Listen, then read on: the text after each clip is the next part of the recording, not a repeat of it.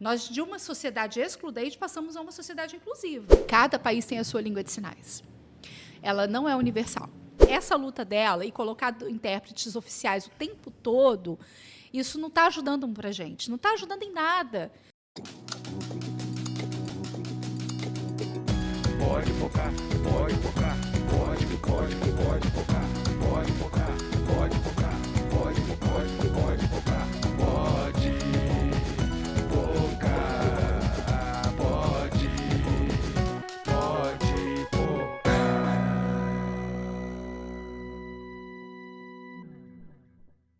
Fala aí, meu povo, estamos chegando para mais um episódio do Pode Pocar. Eu sou o Arleson Schneider, aqui do meu lado, meu parceiro Felipe Chicarino.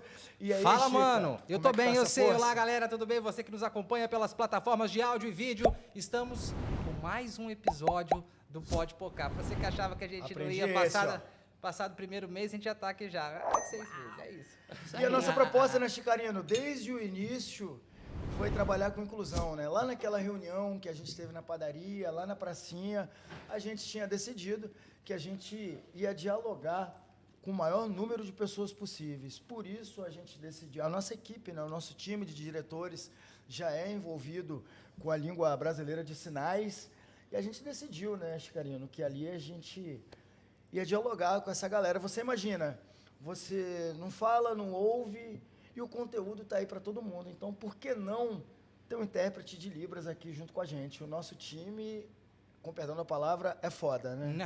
Foda. E desde o início, né, Schneider, você lembrou bem, a gente já falou, vamos abrir com Libras, né? O processo de inclusão, a gente sabe que é uma construção, a gente ainda não atingimos todos os níveis de inclusão dentro do nosso podcast. O que a gente gostaria, gostaria, mas a gente começou.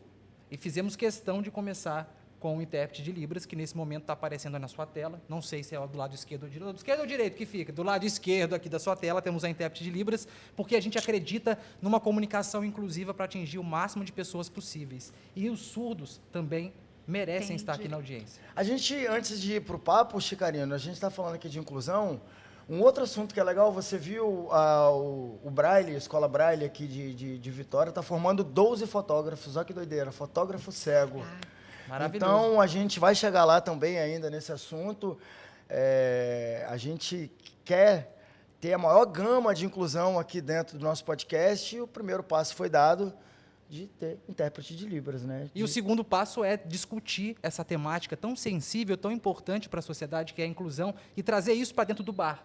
Por isso, já apresenta a nossa convidada, porque aqui a gente não tem entrevistado, a gente tem convidado. Quem é, Schneider? É uma das mulheres mais feras daqui do Espírito Santo, referência. A tempestade da inclusão? A tempestade da inclusão, exatamente. Adoro. Pelo pouquinho que a gente conversou aqui, a gente viu que a conversa vai render bastante, né, Chicarino?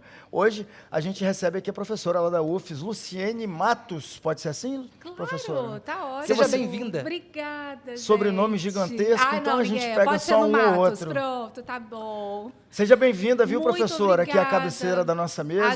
Adorei o convite, gente. Estou me sentindo muito, muito feliz de estar aqui. Tá gostando do bolinho? Mas, delícia, bolo de vó, né? Vamos É combinar. Isso, foi a avó de alguém que Bolo fez, de né? vó, com café, tá Veio bom, aí né? pelo aplicativo. Cerveja veio depois, Esse né? friozinho. Lógico. Hoje tá meio friozinho, o bolo com café veio a calhar, né, Não professora? vem, nosso pai, tudo a ver. Daqui a pouquinho a gente vai, então, tirar dúvidas, esclarecer Claro. algumas coisas relacionadas à inclusão. E conhecer a história da professora, que é uma história foda, uma história linda, uma história Ai, que, gente, que, obrigada. que a inclusão já estava dentro da casa dela há muito tempo, desde que ela nasceu, e isso ela levou para a vida, para a pesquisa e para transformar também a vida de outras pessoas. E acaba se confundindo com a história de outros surdos também aqui do Claro. Espírito Santo, né, que são filhos de pais e de mães surdos. Mas antes da gente puxar esse papo, a gente tem um agradecimento, tem que fazer aqui, ressaltar que esse bolo, que esse café, essa água, isso tudo só é possível, né, Chicarino? E principalmente o conteúdo desse podcast. Principalmente o conteúdo. Só acontece porque o Pode Pocar não caminha sozinha. Tem gente que apoia, que investe também na inclusão. Eu quero que você me fale, meu irmão, quem que é que está com a gente desde o primeiro episódio, Chicarino? Deixa eu olhar, a professora da UFES deve ter uns três Galvão, Com certeza, professora. É isso mesmo, pesquisadora. o Schneider já deu um spoiler aí, a gente só está aqui mesmo porque grandes marcas capixabas confiam na gente, como a Galvan, a maior construtora do estado. Se a Galvan acredita na gente porque acredita em inclusão, acredita num projeto inclusivo. E os empreendimentos da Galvan pensam em pessoas, pensam em famílias, pensam em crianças, pensam em bem-estar, pensam em conforto, pensam em credibilidade e segurança. Então, quando a gente está falando de empreendimento da Galvan, a gente lembra de tudo isso. E também, você gosta de falar também a questão da infraestrutura, porque sempre o imóvel, o empreendimento está num lugar diferenciado. Num lugar bem localizado, num lugar seguro, cheio de comércio ali perto. Só você dar uma olhada lá no Instagram da Galvan, que vai ver que todo empreendimento deles está perto aí de uma boa estrutura. A área de lazer deles, então, nem se fala, né? Você que foi lá, parece que é negócio de resort aí do Nordeste. É né? lindo, é lindo, viu? É lindo. É lindo demais. E também a questão da obra a preço de custo, que não tem pegadinha. Vai ter um aditivo com a Galvan, não tem isso. A Galvan respeita o consumidor e trata o consumidor como membro da família. Pois é, então, Galvan, a gente agradece aí, né, mais uma vez o carinho, agradece a confiança. E quando fala em credibilidade, a gente sabe da Galvan, junto com o Pode Pocar. Valeu, Galvan, tamo junto, que essa parceria aí se estenda por muitos e muitos episódios, Chicarino. Posso começar provocando a professora? Então? Você é o Chicarino provocador, né? Professora, um dos motivos, até a professora, ela me provocou antes. Quando eu fiz o convite, ela falou assim, mas qual é o propósito de vocês trabalharem na inclusão? Eu falei, já é uma pegadinha de professora. E eu vou responder do fundo do coração. E eu falei, porque a gente acredita em inclusão, eu fui professor, sou professor, acho que a gente nunca deixa de ser professor. Verdade. E eu sempre, e foi um tema que eu aprendi a admirar, a respeitar e a pesquisar dentro da academia. E o que eu percebo também, dentro das reportagens que eu fazia quando era repórter, era de que, infelizmente, o tema inclusão, com todo respeito, só entra na pauta quando bate na bunda de alguém. É mais ou menos assim, com todo o respeito. Isso é verdade. Isso é verdade. Eu, assim, uma coisa que eu aprendi ao longo desses anos que nós temos que ser éticos quando a gente trata esse tema. Ele tema, para além de um tema, né, fundamental, de uma postura, uma atitude ética a gente tratar dessa temática. E nós, como educadores, né, você, como você falou, não deixa de ser professor, eu também, nossa responsabilidade é permitir com que as pessoas dessa comunidade, mais, vamos dizer, racional, ela tenha acesso e contato com a diferença, com aquele outro porque aquele outro é que me atravessa e que me torna humano. Então, quanto mais a gente puder não só tratar disso, mas também se envolver com isso e permitir, né, que os nossos alunos ou que as pessoas que estão ao nosso redor tenham acesso, se deixe atravessar por aquele, né? E aí, o que as instituições fazem? Elas ignoram. A gente tem uma coisa, nós temos, final do século XX, início do XXI, depois de 1990, nós, de uma sociedade excludente, passamos a uma sociedade inclusiva. O arcabouço legislativo que nós temos é enorme, né? Eu nem tenho decoro, eu tenho isso anotado, mas é enorme. Só que para essas leis elas se tornem realidade e que o direito do outro, que é diferente de mim, seja garantido, é isso aí que você falou, meu anjo. Encontrei com ele, aí eu vou pensar sobre isso. A gente não pensa sobre isso antes. Ou quando alguém da família acaba, sei lá, precisando de uma cadeira. Exatamente. Cego Eu agora, surdo. por exemplo, eu tenho toda uma experiência pensando com as pessoas surdas, até pela minha história de vida, como a gente já falou.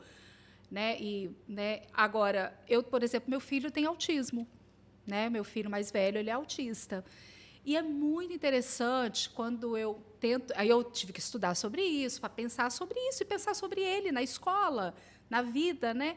E, assim, é muito legal como ele se vê, o Miguel, sabe? Como o Miguel se vê. Ele, mãe, esses dias... Né, Quantos anos tem o Miguel? O Miguel tem 11. E o hiperfoco, o autismo tem aqueles momentos de hiperfoco. Eu só vou falar rapidamente. O hiperfoco dele hoje é política. Então, ele está muito apaixonado. Então, ele está estudando história, os presidentes do Brasil. Então, se você falar, ele vai falar assim para você, se ele te encontrar. Qual ano que você nasceu? Você vai falar o ano, ele vai dizer, olha, o presidente do Brasil naquele ano era fulano, o governador do estado do Espírito Santo era cicrano, e o presidente, sabe, assim, apaixonado. E agora, nesse momento de eleição, então, nosso pai militante, né? Enfim, Mas entender o Miguel e esses hiperfocos dele foi muito importante no processo do meu desenvolvimento com ele, né? Tipo assim, por exemplo, uma coisa que eu sempre assim, eu não vou levar para o médico, porque eu entendo que essa vida outra é uma outra forma de ver o mundo. Eu não entendo como deficiência. Eu entendo que qualquer forma de vida é uma experiência. Então, quando a gente estuda a surdez, quando eu estudo sobre essas pessoas, eu não entendo a surdez como uma identidade, mas eu entendo como uma experiência. Essa pessoa tem uma experiência da surdez diferente do outro surdo, porque senão a gente também pega essas pessoas com deficiência e bota Generaliza. blocos.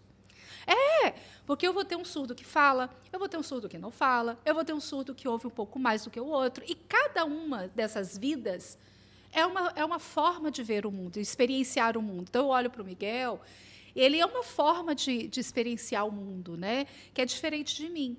Então, as limitações ou as habilidades, né, as altas habilidades que às vezes eles desenvolvem, ela tem relação, sim, é uma forma de ver o mundo, de atravessar. As pessoas surdas, por exemplo, eu sempre falo que eles são grandes tradutores da vida, porque eles conseguem construir um sentido das coisas sem um dos sentidos, que é o auditivo. Então, ele quando ele olha para as coisas, ele não tem aquela experiência auditiva para... Então, o quebra-cabeça, muitas vezes, fica com algumas Pecinha buracos, vaga. exato, porque aquele buraquinho que estava faltando era aquela voz. Exemplo, você imagina uma criança, não dá para a gente se botar no lugar de ninguém, né? Mas você imagina uma criança surda, totalmente surda, olha assim, aí vê o pai e a mãe com aquelas bocas se mexendo, mas ele não está ouvindo nada. E, de repente, aquelas bocas conversam e, de repente, ri, sai. Ou estão com raiva. E como é que ela vai construir que é aquilo? Que é raiva, está brigando, não está? Né? Ela não tem uma informação. Então, aquilo ali vai ter algum sentido para aquela vida. E aí a língua de sinais, ela é valiosíssima, porque ela vai completando justamente o que está faltando. Ela dá sentido às coisas. Exato, e ela está dando uma linguagem, né, para poder... Né? Então, assim, ela vai constituir uma linguagem, e a linguagem para além da fala, né, a linguagem no sentido do mundo mesmo, porque a linguagem é muito amplo. Você vê que a língua de sinais não é fala, mas ela é corpo, né? E você fala qualquer coisa em língua de sinais. Né? Então, mas você fala pelo corpo, pela forma, pelo como você olha. Né? É uma língua incrível nesse aspecto. E ela consegue, e as pessoas surdas têm direito a ter acesso à informação completa, e a língua de sinais propicia isso. Eu estou dando exemplo do surdo. O cego vai construir a vida sem um dos sentidos, que é a visão. Né? Então, ele vai também colocar, ele vai ouvir, ele já vai ser o contrário, ele vai ouvir, e ele vai montar as coisas na vida dele, ele não vai ter esse outro recurso, mas isso também não é limitação, é uma forma de ver o mundo. Eu sempre procuro falar isso para os meus alunos. Isso não é, a gente não está trabalhando com a limitação, é porque ele não tem um sentido, mas essa não é a questão. A questão é como ele vê o mundo, é a forma como ele vê, e a gente tentar entender. E a gente trabalha e está junto, né? Eu acho que é um pouco isso. Professora, você estava falando aí que quando a gente enxerga o outro ali no local, o Chicarino começou com essa provocação que a gente só enxerga inclusão quando é com um familiar nosso. Você é filha de pai e mãe surdo e mãe de autista. No seu dia a dia, você percebe que está faltando empatia entre os seres humanos? Olha, eu vou falar uma coisa que me preocupa, assim. Eu estava, né, te dizendo no início, eu vou, né, falar aqui. Eu não percebia que meus pais eram surdos. E eu acho que isso é uma coisa legal de marcar, porque quando você é criança, ou seja, excluir pessoas da sua vida é muito mais... Não é, por exemplo, a característica de uma criança, né? Que as crianças, elas ainda não construíram esse conceito, não tem um discernimento, do né? outro, exato. Ele não tem memória disso, né? Não tem. É o outro que vai dizer para ele, né? Então, assim, quando eu era criança, o que eu percebia em relação à questão excludente, né? Os meus pais sempre foram pessoas muito, assim, ativas na vida. Nunca foram pessoas... Sempre trabalharam, né? Sempre, óbvio, né? E meu pai é analfabeto. ele veio para Vitória, com 25 anos de idade. Ele era de presidente Kennedy, imagina. Que na Terra do época... petróleo. Não, e na época que ele era de presidente, não tinha ônibus direto para o presidente Kennedy, né? Eu lembro que a gente ia passar as férias, né, de criança lá. Para Marataízes. Não, a gente ia para Cachoeiro, pegava o ônibus, né? É verdade. Era aquela época, e era uma rua principal, né, e tal. Enfim, eu me lembro, e meu pai conta essa história, né, que ele chegou com nada. E hoje o meu pai é um cara que tem a casa dele, construiu com muita luta. E meu pai, por exemplo, é um surdo. Por isso que eu falo que a surdez é uma experiência. É um surdo que bem oralizado. Ele fala que ele foi aprender a falar lá para os 25 anos. Ele conseguiu aprender a falar. Então, o meu pai é o cara que fala. Ele não sabe ler, não sabe escrever. Como é que é? Seu pai aprendeu a falar com 25 anos? Exatamente. E aí, na escola oral auditiva, que era, na época, escola oral e auditiva, né? E meu pai entrou para a escola, e foi onde ele conheceu minha mãe. E minha mãe, mais nova, 10 anos mais nova que ele, né? E minha mãe já é uma pessoa letrada. Minha mãe sabe ler, sabe escrever, mas não fala. Por isso que eu falo que a surdez são experiências. Então, um é intérprete do outro. Meu pai fala, faz uma leitura labial, não ouve nada, faz uma leitura labial, aí ele passa para minha mãe as coisas. A minha mãe lê, e hoje está tudo nas redes sociais, a minha mãe que é a intérprete dele das redes sociais, do Facebook, WhatsApp. Porque ele não lê. Porque ele não lê.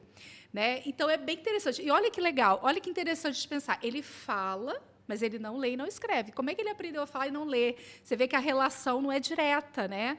E minha mãe já ao contrário, ela não desenvolveu a fala, mas ela lê e escreve, né? Então, assim, é muito interessante. E eu me lembro muito de criança, a única diferença para mim deles era, eles não falam com a boca, com a voz. Meu pai até fala ainda, né?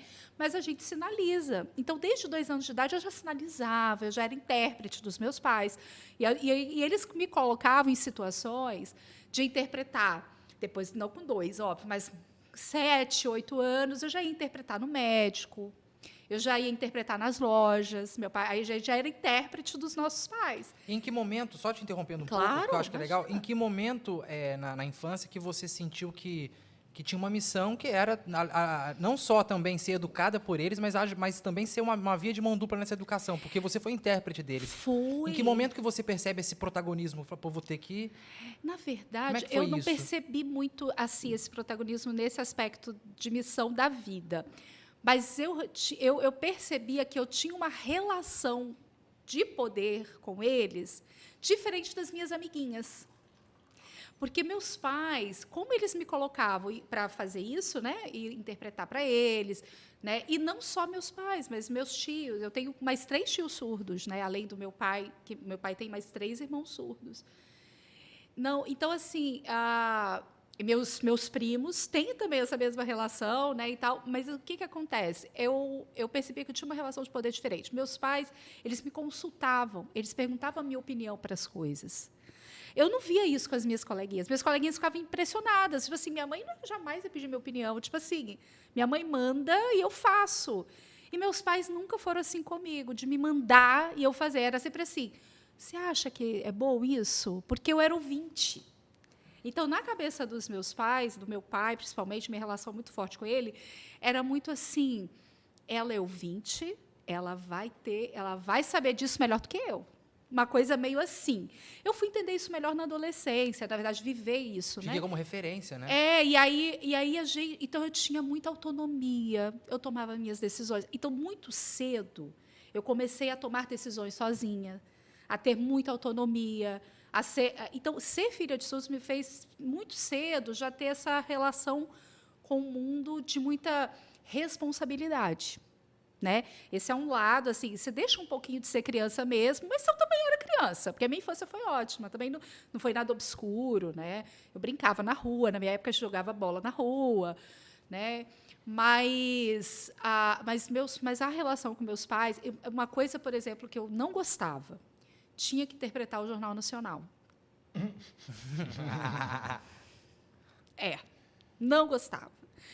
Mas eu tinha que interpretar, porque minha mãe falava que eu precisava, que ela precisava ter as informações. E isso não é só eu. Aí a gente tem, pra vocês terem uma noção, a gente tem todo ano o Encontro Nacional de Codas. Filhos de surdos. Children Explica pra of... gente o que é o CODA. CODA, Children of Deaf Adults. É uma associação internacional de filhos de surdos, né, sediada nos Estados Unidos. Tem encontros internacionais, nunca fui em um, mas a gente criou a nacional e a gente tem encontros anuais. Este ano, quem sediou foi aqui, foi o Espírito Santo. Que legal. A gente tem. E eu Muita gente? Olha, por conta da pandemia, deu uma parada, mas estava tendo 70 a 100. Né? A gente está com um projeto de 100 para o ano que vem, mas esse ano veio 50. Eu achei que já foi muito, até porque muita gente não veio por conta, estou com Covid, não vacinei Ainda não tá ainda, tá numa situação que não controlada, está. né? Exatamente. Mas ainda assim a gente teve uma galera boa. E eu brinco assim, e esse encontro, eu brinco assim que eu falo, gente, nós somos tão ferrados de todas as maneiras que a gente tem um encontro nacional só para falar mal dos nossos pais, assim, com liberdade, porque cada um sabe da sua condição, que as histórias são as mesmas. É a mesma história que eu conto no Jornal Nacional, minha colega lá do Rio Grande do Sul conta também. Aí eu falo, gente, não, só muda o endereço, né? A gente brinca assim. Só muda o CEP. Só muda o CEP. Faltou o maior jornal do Brasil, como o Jornal Nacional, tem um intérprete de Libras ali no cantinho. Deveria, né? Por que não tem Não na sei. programação, em novela e no horário Gente. político? Não, Outra em cima coisa em que eu cima tinha da que pergunta do interpretar a Schneider, novela. Não só o JN, mas todos os jornais. Acho que só o Jornal da Cultura tem. Todos Só o os outros não Jornal tem. da Cultura que tem. Absurdo, gente. Eu não sei por que ainda não tem. Eles acreditam no closed caption, né? É. Minha mãe consegue acompanhar um pouco do closed caption, mas, por exemplo, isso não é E acessível para também todos é os lei. surdos. Essa descrição ali é lei. Pois é. Mas ela funciona, professor? O Closed Caption? Muito, Ele é efetivo? muito. Não, ele existe. É importante deixar marcado que existe. Mas, na prática, quando eu vejo lá na casa dos meus pais, por exemplo, para minha mãe serve. Mas é só assim, é muito pontual o closed caption. Ele não é o tempo todo. Sim. Né? Então, assim, aí o Jornal Nacional hoje ela consegue acompanhar. Mas assim, eu estou brincando com você, porque na época, eu nunca vou esquecer, eu fui da época da novela Carrossel, da professora Helena Eu Drago. também, eu era Murilo, apaixonado. Jaime, Tinha um amor platônico Maria pela Joaquina. professora Não é? Helena. Eu tinha 10 anos, eu acho. E aí o Comprava Jornal figurinha, Nacional, caramba, gente, era no mesmo horário de Carrossel. Aí tinha que parar de assistir o Carrossel para interpretar o Aí eu jornal. ficava com ódio, porque meu irmão podia ficar assistindo Carrossel, porque ele era menor do que eu, e eu tinha que interpretar o Jornal Nacional. Eu ficava, não, mãe. Aí eu chegava no outro dia na escola, não sabia nada, Maria Joaquina, não sei o que, e eu assim, porque eu tava... Você boiava no rolê. Mas aí eu estava toda informada, né? Só não sabia nada de Tava Carrossel, todo que informado ódio. de política, né? A professora Helena, não sei, mas você viu quanto tá o PIB? Exato, quanto que tá o nesse dólar? nível. Não, pois é. Mas aí eu ficava brava, né? Mas aí eu falava, por favor, hoje não, só hoje. Tipo assim, eu ficava tentando negociar. Novela também. Era um tal de interpretar novela, gente. Pelo amor de Deus. Então, tinha umas coisas que eu não gostava e eu achava que essa missão era muito chata. Agora, em relação às outras coisas, tipo, vou lá no médico com a minha mãe, vou... Isso eu fazia com tranquilidade. Eu nem questionava se era certo ou errado, ou se alguém fazia ou não fazia. Para mim, era normal. Não rolava um preconceito contra os seus pais na infância ali? Então, filho filha da- do mudinho, filho da mudinho, é essa coisa clássica, filha pejorativa? do mudinho. Mas eu acho que meus pais, eles também não têm... Eu acho que justamente porque eles não ouvem. E eu, por minha vez, eu não transmiti isso para eles, né? Então, assim, eu ouvia, eu entendia o que era, às vezes, uma coisa jocosa, que às vezes era uma coisa... Mas isso não chegava até eles. Então, isso eles não eram afetados. Mas te incomodava? Isso que eu ia perguntar. Oi? Me incomodava, mas depois eu também entendi que eu podia também usar isso a meu favor, né? Eu me lembro de uma amiga minha, nunca vou esquecer essa cena, foi ótimo, era a 7ª série, a gente sentada lá em casa, e ela falando de algum paquerinha dela, e aí a gente comentando alguma coisa, e minha mãe estava andando assim, lá em casa, eu estava na cozinha. Aí ela, sua mãe está aí. Aí eu, minha mãe não ouve, não, pode falar. Sabe? Aí era ótimo nesse aspecto, né? Podia ouvir música alta, por exemplo. Meus pais estão nem, né? E eu podia... Então, eu tinha... Eu Podia comecei namorar a no sofá. Não, eu nunca fui namoradora, por incrível que pareça. Desculpa, eu tive Nunca algumas foi, experiências imagina. aí traumáticas. Eu era muito assim, Fui gente. flagrado várias vezes. A minha avó foi uma gênia. Ela me criou assim. Minha avó ouvinte, né? Então eu tinha essa relação com a minha avó de ouvinte. Materna? Materna. A paterna também, mas a minha relação com a minha avó materna até hoje, assim, é minha mãezona, assim, a mãe da minha vida, né? Minha mãe também, claro que é minha mãe, óbvio, ela me criou, mas a minha avó era a consciência, vamos dizer assim, né? Minha mãe que me mantia viva, mas a minha avó era aquela que conversava sobre a vida, sobre as coisas. Minha avó sempre foi muito aberta. E eu me lembro que ela falava assim para mim: minha filha, toma cuidado.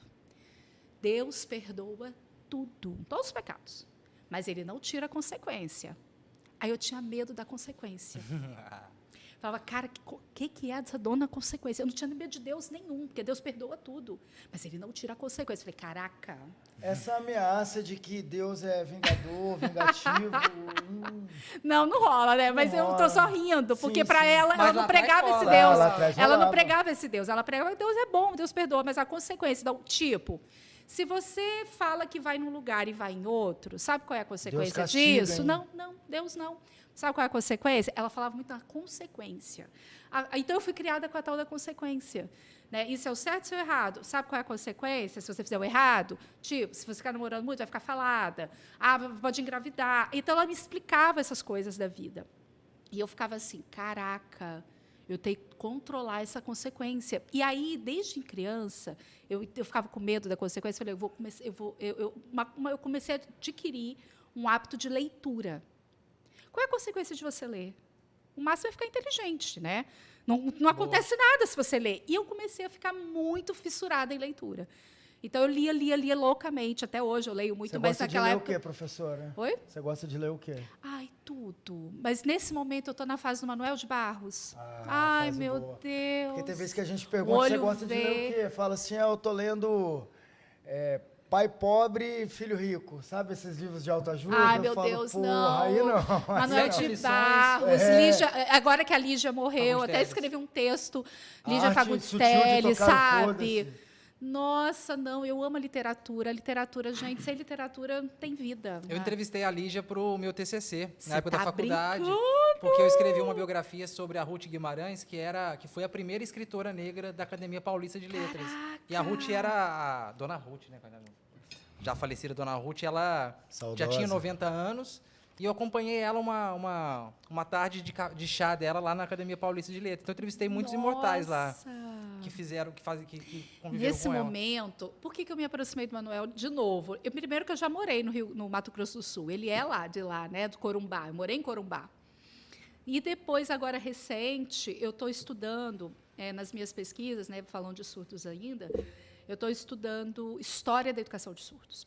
A gente está no momento que a gente está pesquisando, fazendo um recuo histórico século XVIII, século XIX, e trabalhando com documentos históricos, principalmente franceses, porque a gente tem um movimento surdo muito forte, né, em defesa do uso da língua de sinais, mas há um equívoco de achar que isso é da nossa atualidade apenas. Então, a gente está recuando na história e encontrando vários surdos que foram protagonistas, militantes. A gente está trabalhando com histórias de vidas dessas histórias surdas apagadas. Memórias. Exato. E aí os documentos vêm nos apresentando que o movimento das pessoas surdas pelo direito a usar a língua de sinais, ele é histórico.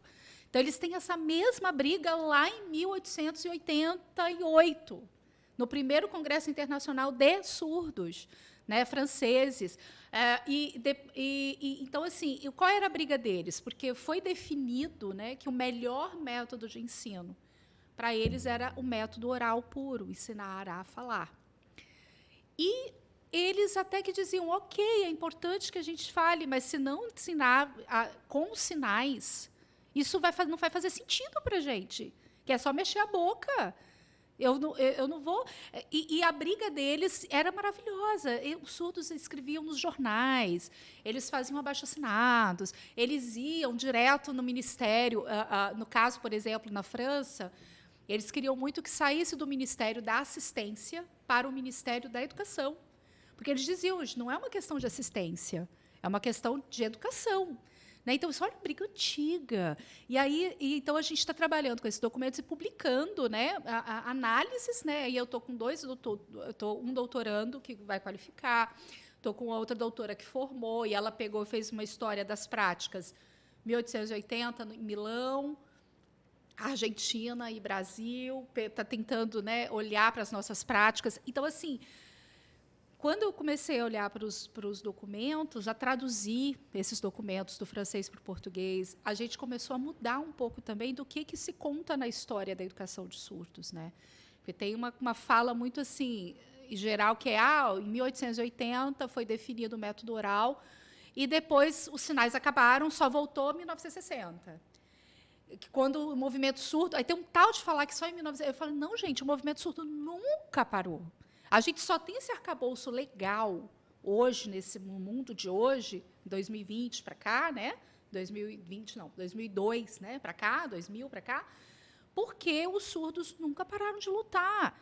E essas lutas, elas se proliferam, né? Então, é muito importante a gente entender, né, que... Eu ia falar da história porque eu ia tocar algum ponto, mas, assim, então, trabalhando um pouco de história, eu tenho um autor que é o autor da minha base teórica, né, que eu trabalho, que é o Michel Foucault, que eu adoro, né? Adoramos também. Nossa. Então você é Foucaultiana também, professor? Todo mundo deveria Foucault, ler. Ele tem uma forma de olhar para a história que é com ele é na esteira dele que a gente vai, que a história é uma narrativa. Né? E ele fala que a história é uma invenção. É uma narrativa geralmente contada pelos vencedores, né, professor? Exato. E a gente está fazendo... Ou quem tinha dinheiro para poder pagar um historiador para poder escrever. Exato, porque a história, ela é a destruição das memórias, né? Que a história, ela é escrita. Exatamente. Ela é escrita por quem sabe escrever. Quando o cara chega aqui na América e ele encontra, por exemplo, os povos originários, né? Como é que eles também têm história, mas a história deles eram memórias, é contada oralmente. E aí, quando ele vai e faz uma carta, e aí ele está, eu estou contando a história. Sim, é a história do vencedor. vencedor. Aí aquele outro... Se legitimou aquilo. Se legitimou. E aquele que só é oral, elas vão sumindo. E aí eu dizia assim, os surdos têm uma história assim, escrita, que está lá, e as pessoas aqui não conhecem. Então, a gente está publicando, para vocês terem uma noção... A gente mudou nossas publicações. A gente publicava em revistas de educação especial. A gente não publica mais em revista de educação especial. A gente publica em revista de história da educação. Porque as pessoas não... Gente, é isso que vocês estão falando. Aí volta assim, a inclusão não é falada. A história dessas pessoas, dessas vidas invisíveis, não é contada. Ninguém pesquisa isso. De historiador. Eu fui procurar. Eu quero alguém que... Porque eu não sou formada em história. A história da educação caiu no meu colo, assim, como uma forma de pesquisa, por meio de um aluno que me provocou. A gente pesquisava sobre surdez, mas práticas, né, educacionais, e ele me provocou. Né? Eu e uma colega nos provocamos, no primeiro momento, escrevemos um livro juntas. E depois, esse aluno quis continuar pesquisando documentos. E aí, quando você abre a caixa de Pandora, acabou! Sai tudo. E aí a gente começou a ver que um documento puxava mais 3, mais 5. Eu tenho pesquisa para fazer, até porque eu não vou aposentar mais, né? Até morrer, entendeu? Com documentos de tanta coisa que tem sobre essas pessoas. E são vidas, e aí vai o Michel Foucault maravilhoso, e ele vai dizer assim, olha, eu olho para a história por meio daquelas vidas, que ele vai chamar Vida dos Homens Infames, que é um dos textos que eu amo dele, e ele vai falar assim, eu olho a história, né, por meio dessas vidas que ninguém está nem aí para elas. Esse é o meu interesse, né? E é ótimo que nas entrevistas, né, a pessoa fala assim, Foucault, você é historiador? Porque ele mexe muito com história. Ele, não sou historiador. Você é filósofo? Também não sou filósofo. O que você é? Aí ele diz, eu sou um pirotécnico. Pirotécnico, eu faço pirotecnia. Aí eu, bota fogo no parquinho, né? Uhum. Eu conto a história para botar fogo no parquinho. É para fazer a crítica radical, né? E sem a história, o presente se esvai, você não entende o presente. E o Foucault é legal que ele vai dar voz para a galera que é louca, ele não vai atrás Exato. Quando ele vai falar da loucura, Por que ele vai fazer a história da loucura? Ele quer falar com quem vive na loucura. É lógico, ele vai falar perfeitamente disso. Ele vai fazer o inverso. A história dele é a inversão. Ele não quer saber, não vai contar a história da psiquiatria, mas ele vai falar da loucura. Ele Em vai Vigiar fazer e Punir, ele faz a mesma coisa pelo olhar do presidiário, do interno. É isso que ele fala. Naquela coletânea Esse da livro aí microfísica todo mundo do deveria ler. Vigiar e Punir. Todo né? mundo deveria Não, ler. ele começa contando pelas práticas, né? Ele conta duas As práticas práticas medievais, duas práticas de punição e ele vai mostrar que a nossa sociedade não é mais a punição do corpo, mas é a prisão da alma, da liberdade, né? E aí eu adoro no Microfísica do Poder, que é aquela coletânea também bem mais antiga nossa, e tem lá um texto que ele vai dizer, né? Eu não quero saber o que estão falando sobre os presos, sobre a prisão, mas eu quero ouvir o preso falando sobre o preso e a prisão. E eu peguei aquilo para mim, e na minha dissertação de mestrado, aí quando posso fazer pesquisa, né, eu entrei no mestrado, e aí na UFES, né, na UFES mesmo, eu fiz graduação, mestrado, doutorado, assim. E aí eu falei assim, eu não quero contar a história da escola de surdos. Eu quero que os surdos me contem a história deles. Então, eu sabia língua de sinais, eu estava em casa. E aí eu fazia rodas de conversas com as pessoas surdas. No primeiro momento ia ser só Vitória, mas eu tive a chance de conversar com os surdos do sul, do norte do estado, com a Latina e tal. E aí eu trabalhei com narrativas surdas. Foi uma experiência fantástica, né? Walter Benjamin, maravilhoso, né? O narrador me deu aquela base ali para pensar o narrador. E aí eu fui atrás das histórias surdas. E eles me contavam as histórias, né? E aí eu fui selecionando, fiz recortes, né? Claro que é a dissertação. E aí eu escrevi o que os surdos pensam sobre a escola, né? E aí saiu até um livro da minha dissertação, já esgotou, tem até que estão falando para republicar, porque foi uma experiência muito boa, porque ficou leve. Eu falei assim, eu quero que os surdos contem. E aí eles diziam sobre a escola, sobre a questão da inclusão, sabe? O que eles pensavam na inclusão. E era legal porque eles viviam interna contradição, porque a escola era a escola oral auditiva, era uma escola que ensinava a falar, a ler lábios, né? E aí eles pensavam, falta conteúdo, eu quero conteúdo, eu quero aprender conteúdo, eu quero aprender matemática, geografia, história. É isso que eles pensam sobre a escola? Exato. E aí, quando chegava na escola de surdos, era aprender a falar. Eu preciso de mais conteúdo. Aí eles iam para a escola, que eles chamavam Escola dos Ouvintes. E não é a escola deles, a Escola dos Ouvintes. E era assim mesmo, Escola dos Ouvintes. E aí, chegava na Escola dos Ouvintes, tinha conteúdo. Tem conteúdo, tem livro, mas eu não tenho língua de sinais. Eu olho, o professor tá, papapá, e eu, surdo, não estou entendendo nada. E aí eles ficavam naquela. Eu tinha os meus amigos na escola de surdos, mas eu não tinha um conteúdo. Eu vou para a escola dos ouvintes, eu tenho conteúdo, mas não tenho acesso. Que inclusão é essa? Por isso que eu adoro. Tem autores que falam de inclusão e vou falar assim.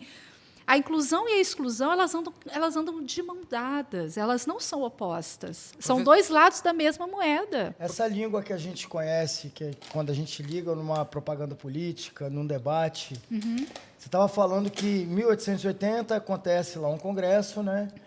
E depois volta, tem esse lapso até 1960. Essa língua que a gente conhece hoje, ela vem desse 1960? Não. Ela é porque não tem assim, não dá para te falar qual é a origem da língua, né? Porque não tem assim a origem. Mas quando em 1880 ocorre o Congresso, né, de Milão, que define o método oral como o melhor método, uma coisa que tem que ficar registrado e ficar claro: não acabou com as línguas de sinais. Elas não deixaram de existir. E os surdos continuaram os movimentos para que a língua de sinais começasse também a protagonizar junto. Então, eles defendiam o método combinado, ou seja, os dois métodos juntos, né? E a língua de sinais não é método, mas a língua de sinais na vida. Eles queriam, quero aprender a falar, a gente quer, que a gente sabe que falando eu também tenho mais acesso, mas eu tenho que ser pela língua de sinais. E eles não deixaram esse movimento, né? Então, quando hoje a gente tem as línguas de sinais no mundo, elas nunca deixaram de existir, e hoje a gente só tem esses resultados, esse arcabouço legislativo, né, de leis, né, e tal, porque porque o movimento sempre existiu. E sabe uma coisa que eu fico assim, impressionada, é curioso, é que a gente ouve falar de pessoas que foram contra esse método oral no Congresso. E a gente só ouve falar dos ouvintes, do Thomas Gallaudet, do Edward Gallaudet, que são, né, da Universidade de Gallaudet, lá dos Estados Unidos, que já um era reverendo, o outro era professor, e eles já trabalhavam com língua de sinais e eles foram contra essas decisões, por exemplo. Mas a gente não ouve falar do James Denison, que é um surdo professor que estava nesse congresso, votou contra e é cunhado do Gallaudet. E a gente não sabe da história do James Denison, mas a gente sabe do ouvinte. Mas James Denison é surdo. Entendeu? E aí a gente conseguiu, o meu aluno, né, meu colega, mais que aluno, né, o José, ele conseguiu encontrar um texto, um artigo do James Denison contando sobre esse congresso. Foi um achado, a gente publicou a tradução, porque a gente fala, cara, foi um surdo falando desse congresso, e a gente nunca ouviu falar. É a visão do surdo. E a visão dele é maravilhosa, porque ele começa a contar tudo que ele está vendo. Eu falei, cara, dá para fazer uma minissérie, assim, porque ele vai contando a roupa das pessoas. Como que era os abades, né, aquela coroa, assim, cabelo raspado, os outros lá. E ele vai contando, e ele vai dizendo como é que eram as apresentações públicas, né, dos surdos, e ele desmistifica algumas coisas. Assim, olha, eles chamaram para falar, não foi surdo. Pô, vamos escrever o roteiro dessa série para Netflix. Não é? Pra Netflix. Ué, o último filme que ganhou o Oscar foi O Som do Coração, que foi um filme na temática dos surdos. Pois é, mas dá para fazer uma minissérie sobre o Congresso de Milão só lendo. Vamos conversar sobre isso depois, professora. Mas, pois é. E aí, por que eu estou falando isso? É a visão de um surdo. Mas ninguém lê o James Denison, está lá publicado, mas todo mundo fala do Gallaudet. Não é que eu sou contra o Gallaudet, pelo contrário, mas a gente está esquecendo essas vidas surdas, é isso. E o nosso desejo é resgatar essas vidas surdas, né? Agora a gente escolheu 3, o José para apresentar, e eu falei, José, vamos escrever esse artigo. Ele escolheu 3 surdos para fazer uma palestra. Aí eu disse, por que eu escolhi esses 3? Aí ele, porque eu quis. Porque são 3 pessoas que não têm nada a ver, mas que fizeram grandes evoluções. Poderia ter escolhido, a minha aluna ela escreveu de uma mulher surda. Aí tem ainda isso, tá? A discussão nos banquetes no final do século XVIII, essas mulheres podiam participar. Aí a gente tem uma outra questão para trabalhar, a mulher surda. Né? E a minha aluna encontrou a história de vida de uma mulher surda que foi diretora de escola e que bateu de frente com o método oral, não permitindo que acabasse com os sinais, entendeu? A gente tem vidas surdas que perderam seus empregos, e eles contam essa história, porque ele tinha uma escola, ele era o diretor, surdo era o diretor, mas a escola do ouvinte acatou o método, que ele não quis acatar como resistência, a escola dele ficou esvaziada. Professora, pode ser uma pergunta idiota que eu vou fazer, Imagina. mas desculpa. Todo país tem a sua língua de Todo sinais? país, Todo exatamente. país? Tudo isso é certinho, é legitimado por lei? Tem algum país que ainda não tem? Olha só, cada país tem a sua língua de sinais. Ela não é universal. Isso é uma coisa importante ressaltar para entender que ela é uma língua e que ela tem, né, as suas características, e está na cultura, né? Então, nós no Brasil é Libras, Língua Brasileira de Sinais. Então, nos Estados Unidos, ASL, American Sign Language, né? LSF na França, língua, né? Sinais francesa, né? Em Portugal é a língua gestual. Então, cada país vai ter a sua língua, e a sua língua vai ser... Então, para você ter uma noção, a ASL, que é dos Estados Unidos, ela não é a mesma da BSL, da língua de sinais britânica. E mesmo os 2 países falam inglês, mas as línguas são completamente diferentes. Cada país tem a sua língua e ela não está atrelada à língua oral. Então, eu conheço surdos e pessoas que saibam mais de uma língua de sinais, mesmo não sabendo falar, por exemplo, que sabe a ASL, mas não sabe falar inglês. Porque a língua ela não está colada na língua oral. Ela tem uma gramática própria, ela tem uma estrutura própria. Então, Não existe uma língua de referência, então, por exemplo, para que esse surdo que saia de Londres para ir para Nova York, ele vai passar perrengue lá. Olha, mas aí que está o legal. Existe a Associação Internacional de Surdos, né? E ela tem encontros internacionais. Vocês sabem que também, por exemplo, os surdos não estão participando nos jogos nas Paralimpíadas. Eles não participam. Eles têm umas Olimpíadas próprias, só de surdos. Não tem uma Aham. explicação Surdo para Olimpíada. isso, professor? Primeiro, não? que assim, na Paralimpíada, o surdo, por exemplo, ele tem a surdez, mas ele não tem uma deficiência. Ele competir fica um pouco desigual, porque fisicamente ele não tem. Se for competir com um cego, por exemplo. Isso, é desigual. Tem essa questão. Posso estar falando bobagem, mas também tem a questão da língua. Então, eles têm a Olimpíadas deles. Esse ano foi em Caxias do Sul, aqui no Brasil. Né? E tem a Olimpíadas deles. E aí, por que eu estou falando isso? Foi legal, porque a gente achou isso na história também. Existe a língua de sinais internacional, que é uma língua criada, não é de nenhum país, ela foi criada, então ela não é uma língua oficial, não é uma língua de um grupo, né? Ela é a língua de todos.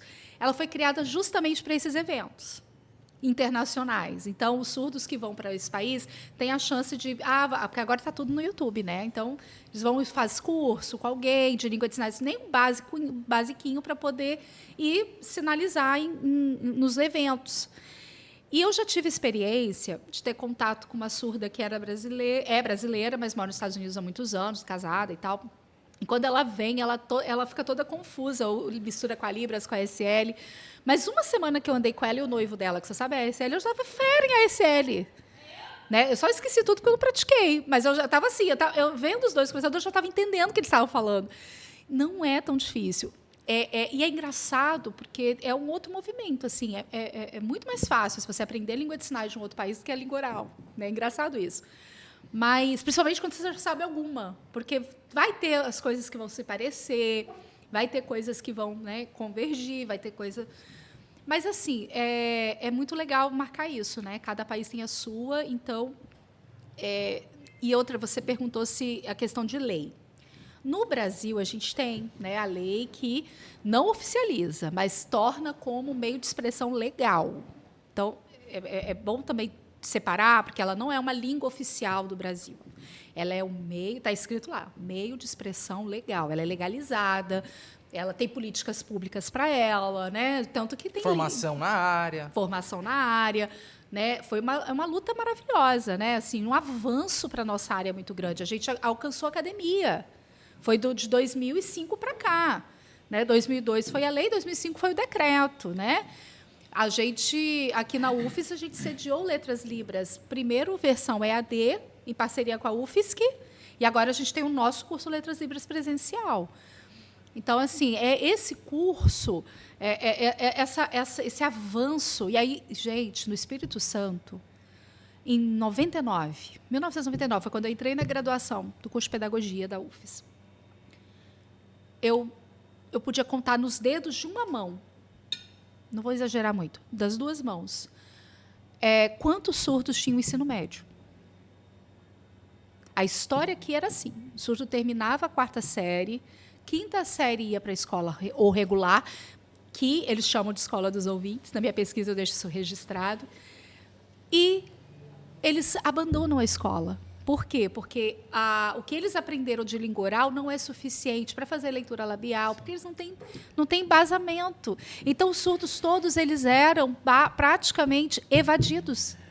Vou trabalhar, para que eu vou estudar? Essa evasão, você estava falando que os surdos eles procuram as escolas dos ouvintes para poder aprender história, aprender matemática, aprender disciplinas que a gente aprende. Que é o certo, que é o que a gente quer, né? Existe, aqui no Espírito Santo, eles já falaram ali, que aqui são 170 mil surdos aqui no estado, se eu não me engano.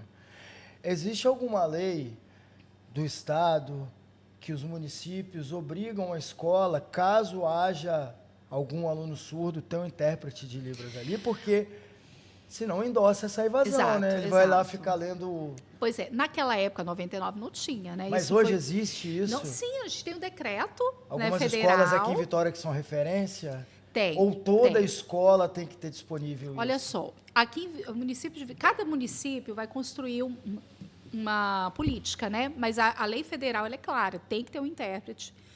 No estado Eles já têm, né? Então, assim, é muito raro agora você encontrar uma escola que tiver um aluno surdo e não tem intérprete, tá? Hoje é realidade. Acaba que os coleguinhas ali também acabam aprendendo, né? Acabam aprendendo. E Eu vi cada esses dias na escola... pracinha do Tararé, 2 molequinhos novos, de uns 10, 11 que anos de idade, gracinha. conversando. Aí eu deduzi que Sim.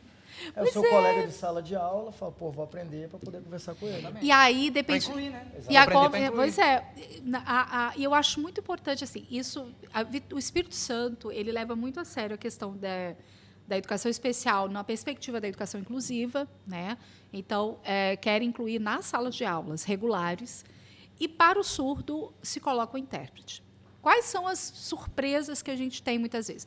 A prefeitura de Vitória ela tem escolas referência, que elas não pode obrigar a família a mandar, mas pede-se, né, que a família matricule em escolas, que aí tentar fazer com que os surdos estejam juntos. Centralizar, né? E que eles estejam juntos, porque é uma comunidade. O surdo sozinho, com o intérprete, não é suficiente para ele ser incluído. Porque a língua de sinais só está ali entre ele e o profissional. Mas e a língua viva, aquela língua dos coleguinhas, de todo mundo conversar? Ele precisa ter contato com outros surdos. Os encontros surdos precisam ser produzidos. E eu falei muito isso numa formação na semana passada. Faz com que eles se encontrem. Eles precisam conversar. A língua de sinais ela não pode ser só uma tecnologia. Porque quando está na mão do profissional e ele está lá interpretando, ela é só uma tecnologia. Mas ela não é a língua da vida, ela é só uma língua da escola. Ela é uma língua paterna, não é materna. A língua materna é aquela língua da vida, aquela da mãe, sabe? Daquela que eu converso com você aqui agora. Está falando na nossa língua, né? É muito difícil para o surdo, assim. O intérprete... E outra, a gente também tem um grave problema, a quantidade de intérpretes bons, vamos dizer, e eu falo bons intérpretes. Né? E a gente vai ter muita gente assim, e isso eu escuto, tá? Muito. Eu não sei muito bem Libras, mas eu estou na escola, é bom que o menino me ensina. Cara, a criança surda não foi para a escola para ensinar Libras para o profissional, né, gente? Fala sério. Ela está ali porque ela precisa aprender. Né? É o inverso, né? Pois é. Falta essa disciplina na faculdade de pedagogia? Tem, né? Agora tem. Existe. Nas licenciaturas, né? Todas as licenciaturas são obrigatórias Libras. Professora, come um pedacinho do bolo aí, que eu vou fazer uma reflexão e vou vir com uma Tá pergunta bom. enquanto você vai comendo. Quanto dá tempo pra você dar uma mastigada aí? Você tinha falado agora há pouco aí que lá atrás, que os surdos falaram assim, não, a nossa luta não é para estar dentro da caixa da assistência, a gente quer estar na educação. E eu trago não só a questão dos surdos, mas a questão de outras pessoas, outros tipos de deficiência também. Hoje, 2022, o governo federal se vende como uma pátria educadora que também inclui todas as exposições do governo federal. A gente tem ali um intérprete de Libras. E isso passou a ser usado politicamente também pela atual gestão. Dito isso, a minha pergunta é, hoje, a inclusão que a gente vê sendo publicizada pelo governo federal é realmente a inclusão que acontece no Brasil? Hoje, 2022, a gente tem um aumento de políticas públicas, porque até a primeira-dama acaba encabeçando esse tipo de discussão, isso ou é só retórica mesmo, e até agora na prática, nos últimos 3 anos, a gente não teve nada? Mas antes da senhora trazer essa resposta, vale ressaltar que recentemente o atual presidente da República disse que a esposa aprendeu a falar Libras, se comunicar em Libras, porque ela falava muito alto dentro de casa. Então, já responde um pouco da sua pergunta, desse machismo encalacrado. Tá aí realmente de coração para poder ensinar, ou está querendo, vamos dizer, surfar na onda desse, não é mais ou menos essa a pergunta? Tipo porque isso. realmente, de fato, ele falou isso, que a Michelle fala muito alto e por causa disso ele mandou ela aprender Libras. A questão é, ao mesmo tempo que ela coloca isso em alta, no outro lado, o que é feito no governo? A primeira coisa que o Paulo Guedes, que o Ministério da Economia faz, destituir a profissão intérprete. O cargo intérprete acabou, não vai ter mais concurso. Como é que Então dá Repete direito isso, de um lado, tira do outro? Acabou o cargo. Repete aí. Como é que é o negócio? Eu não entendi. Porque, por exemplo, o Mário, que está aqui, o Mário ele é intérprete, concursado, tem um cargo, né? Tem um cargo. Existe o cargo tradutor e intérprete de língua de sinais. Ele extinguiu o cargo. Então, e extinguiu o cargo, e eu fiquei com medo na Isso, o ministro da Covid, Economia. na pandemia, um intérprete nosso morrer, a gente ele morre, a vaga morre junto. Não vai Pesado, ter né? mais, porque a ideia é a precarização do trabalho. Eles querem terceirizar. E aí o que acontece? Porra, mas Não até tem o mais trabalho do concurso. intérprete. É claro. E aí eles fazem isso ao mesmo tempo que está lá botando intérprete todo dia. Aí depois, logo depois, a primeira-dama cria o Pátria Voluntária, um projeto Pátria Voluntária. Quando você vai ver a propaganda do Pátria Voluntária, o que tem é de intérprete. O INEP recentemente publicou um edital contratando intérprete voluntário. Você já viu isso? E aí a ideia do voluntariado, que nós já tínhamos vencido na nossa discussão, não existe. A ideia de voluntariado... Nada mais é que trabalhar de graça. Exato. A ideia do voluntariado, até 2018, ela era uma ideia que já estava apagada. Voluntariado era lá em 1990, né? Aí, com as leis, o voluntariado ele começa a virar coisa de antigamente. Só virou esse governo voluntário. O assunto voluntariado passou a voltar. Olha o retrocesso que a gente viveu aí de 10, quantos, 15 anos. Um absurdo.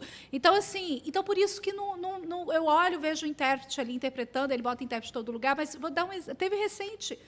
Né, a minha rede é maravilhosa, é uma bolha, né, que eu moro, uma bolha na minha rede, né, todo mundo concorda com todo mundo, a minha bolha é linda, quero manter minha bolha. A minha já não é assim. Pois é, aí, para você ter uma noção, uma vez o intérprete estava, isso aconteceu, depois podem pesquisar, né, o intérprete do presidente, né, tomou para interpretar, só que ficou na frente dele. Ah, eu lembro dessa treta. Você viu? Aí ele, o que ele fez? Ele pegou e Empurrou falou, o cara. assim, qual é, cara? Sai da minha frente. Sai da minha frente. Você acha mesmo que ele está preocupado? O intérprete não fez por mal. O intérprete não queria entrar na frente do presidente. Ele tomou a posição de interpretação. Ele não pode interpretar lá atrás. Que, segundo vocês falaram, essa troca de posição, isso é estudado, né? Claro! Isso é disciplina dentro do curso. Sim, a gente trocar o de intérprete para o outro, trocar de posição, melhor posicionamento. O intérprete, ele, no curso, ele é preparado para entender tudo isso. Ó, é melhor ficar aqui, melhor. Por quê? Porque é questão do espaço. Qual é o espaço que eu tenho? Qual é o espaço, sabe? Então, assim, é muito, muito complicado. E aí, eu não acredito, assim, de verdade, como é que eu posso acreditar, defender que esse governo defende as causas surdas, se qualquer outra causa de minoria, ele pisa em cima. Mas, ô, professora, não pode ser uma coisa pela conta não outra. fecha, né? A conta não fecha. Escolas bilíngues para surdos. Gente, a verba para a educação foi tirada. Não temos mais verba para a educação. Professora, mas isso daí ficou muito claro antes de 2018 que isso ia acontecer, porque ele apareceu em vários meios de comunicação e falou: eu não vou governar para a minoria. Preto, a minoria tem que se quilombola, dobrar a maioria. Exatamente. Agora, como é que eu Então, posso tudo acreditar que ele é legal só com Exatamente. surdos? Eu não consigo Não compactuar. me surpreende também não, professora, porque ele falou, ó, quilombola, indígena, gordo, preto, gay, não vai ter espaço no meu governo. E assim está sendo. O que está sendo feito é o plano de governo que está sendo cumprido. O desmonte trabalhista, o desmonte de direitos sociais. E nós vamos demorar aí belos anos para poder tentar recuperar a merda que foi feita nos últimos 3. Vocês sabem que o STF suspendeu a lei. Lançaram uma lei de inclusão, voltando às escolas especiais, dizendo que o pai e a mãe vão escolher se bota na escola. Ou seja, voltando à ideia da segregação. E da assistência E lá da atrás. assistência. E aí, voltando às escolas especiais, o STF suspendeu. Falou assim, não pode. Como assim? Daqui a pouco estão querendo voltar com lobotomia. Ué, mas Mas não é, mas você sabe que... Estão querendo? Eu sei, por isso que eu... Mas Você, não é? como mãe de um filho autista, Por isso que Você já como é pensou? que você se sente? Você acha que eu não pensei nisso? Porque o Ministério da Saúde, ele meu filho na emitiu escola uma de portaria autistas. dizendo que ia voltar o choque elétrico para pacientes graves de autismo, né, com sintomas agressivos de autismo. Que absurdo, A gente tá regredindo. Mas a Isso gente é muito não está grave. regredindo 5 anos. A gente tá política regredindo de 200 saúde anos. mental, a política de saúde mental desse desgoverno é uma loucura. É desmonte de tudo que foi construído, sabe? É um absurdo isso. Então, realmente é uma coisa que me choca muito, assim. Por isso que eu não posso compactuar só porque a minha área... E outra coisa, a minha área não cresceu em nada. O que a gente tem é o que a gente já tinha construído, entendeu? E que ele está querendo tirar. E vamos combinar, por exemplo, Não é que... porque está aparecendo... Isso é fetiche, é transformar a língua de sinais em fetiche. É a fetichização, entendeu? Então isso para mim, não é profissional. E a gente está falando aqui de educação também, e há de se E reforçar... vem combinar que ele odeia educação, né? Exatamente. Ele não quer educação, Ele ele quer não tem história. nenhuma. O ministro anterior, aquele que se envolveu com propina em ouro e Bíblia, ele falou, 3 meses antes dele se envolver nesse escândalo, ele disse que tinha de ter uma escola especial para alunos especiais, Sim, que a porque- faculdade é para poucos. Mas o próprio presidente falou isso, porque, segundo ele, aluno especial puxa para baixo. Ou seja, aquilo que deveria ser para cima, quem é especial puxa para baixo. Olha que horror. Eu fiquei chocada com isso. Assim. Sabe por que me choca? Ainda me choca, né? É como que, em outro momento da história, antes disso, dessa loucura que a gente está vivendo, e eu quero acreditar que é um pesadelo que vai passar, a gente nem podia comentar sobre isso, que já era uma coisa assim, você é contra... Todo mundo já vinha em cima. Você falar assim que você é contra a inclusão, naquela época, né, era tipo, você morreu, né? Tá morto por dentro. Não é? Tipo assim, que absurdo. Hoje você fala sobre isso muito tranquilo. Ele fala disso sim, ó. Isso é muito louco. E ao mesmo tempo que tem o intérprete, aqui o intérprete é só uma questão, é a questão da primeira-dama, é uma luta dela. E ainda assim, é uma luta religiosa, né? Porque a perspectiva dela é Isso aí. religiosa. Então, isso não tá. Essa luta dela e colocar intérpretes oficiais o tempo todo, isso não está ajudando para a gente. Não está ajudando em nada. Meu Letras Libras, meu curso está lá, eu estou dando minha aula. Sim, a gente está normal. Ajudaria, né, professora, se as políticas públicas voltadas... Se tivesse pra- concurso para intérprete. Se elas funcionassem, né? Aí sim, seria legal. Sim. Teria ali a primeira-dama como uma garota propaganda da inclusão, mas as políticas públicas acontecendo aqui simultaneamente. Não é o que acontece, não né? é o que acontece, é a contradição. Eu me apresento de uma forma e assim, ó, ela conseguiu ganhar muitos surdos. E aí vem a falha do outro lado, né? É uma coisa que a gente está batalhando. A comunidade, né? Não, a falha de outros candidatos. E aí, vamos dizer assim, a esquerda, se quiser conquistar esse grupo de surdos, vai ter que começar a botar intérprete nas aparições públicas dos candidatos. Entendeu? Então, assim, eu falo isso porque eu tenho que dar minha mão à palmatória. A minha mãe e o meu pai foram cooptados por esse pensamento, porque, primeiro, eles são religiosos, né? E, para eles, assim, caraca, é a primeira dama. E meus pais são muito simples. Então, eles vão e veem aquilo ali, eles acham o máximo, entendeu? Aí a gente lembra que você que traduzia o JN para eles, e agora ela fica sabendo com o intérprete ali Com o diretamente. intérprete diretamente. E aí, assim... Aí eu falei, caraca, aí a gente foi, por exemplo, quando teve o evento na UFES, né, de leitura da Carta Democrática, eu e o meu colega fomos lá interpretar. Meu colega foi e falou, vamos interpretá-lo? Vamos. Eu quero interpretar, tem que estar o registro que está em língua de sinais. O meu filho estava lá levantando bandeira, a gente estava lá. Então, assim, agora a gente está fazendo uma petição. Fizemos uma petição enorme pedindo que o outro candidato pudesse ter intérprete de suas aparições. Aí agora a gente já mandou nomes aqui do Estado, se caso precisar, para acionar. Então, assim, a gente também tem que agora fazer esse contramovimento, né? E é uma coisa que eu lamento muito, assim, porque muitos surdos, gente, mas é uma galera que caiu mesmo nesse conto do vigário, sabe, assim, nessa palhaçada. Mas... Professora, esse curso da UFES, ele existe há quanto tempo? Ele é um vestibular aberto para qualquer um? A gente pode ir lá fazer o vestibular e... Então, esse curso, ele existe desde 2014, né, ele começou a ser implantado, né, e é um curso bacharelado, ou seja, para formação de tradutor e intérprete, é um curso de tradução, né, e interpretação.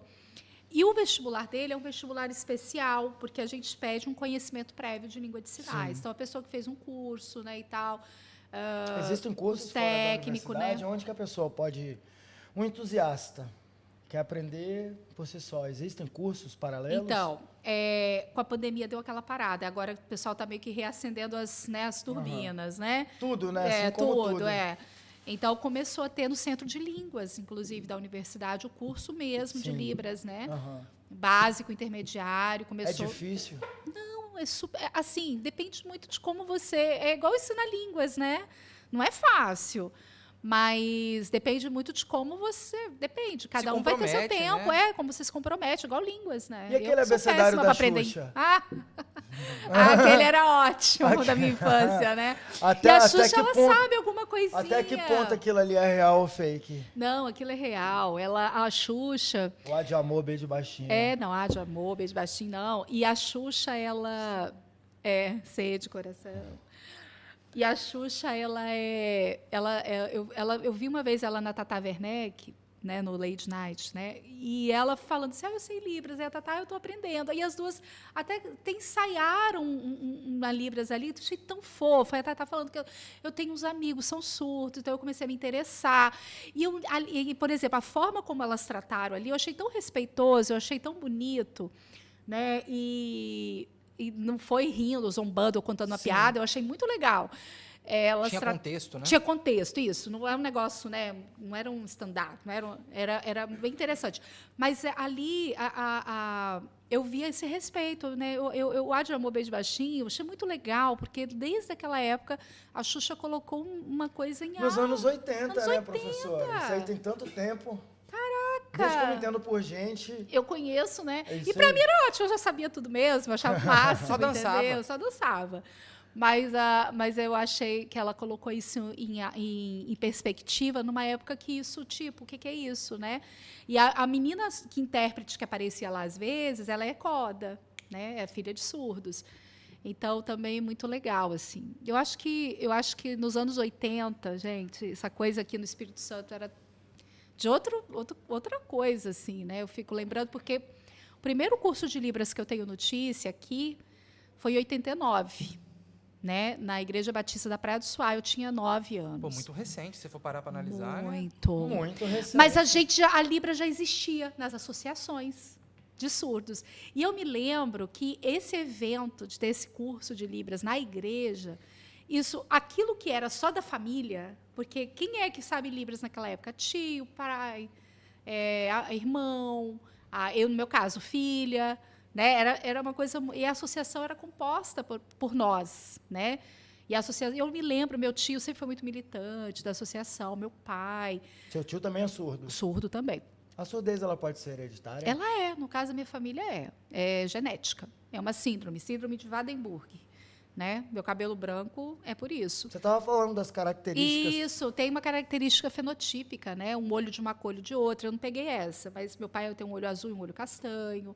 Aí o cabelo branco, manchinhas na pele, né? Eu vi esses dias... O cabelo branco seu começou com quantos anos? Bem nova, bem adolescente, assim. Só que eu pintava, né? Depois eu me libertei. Eu não quero pintar mais, não. Chega. Em 2014, eu fui à libertação. Falei, Virou a não chave. quero mais. Não, chega.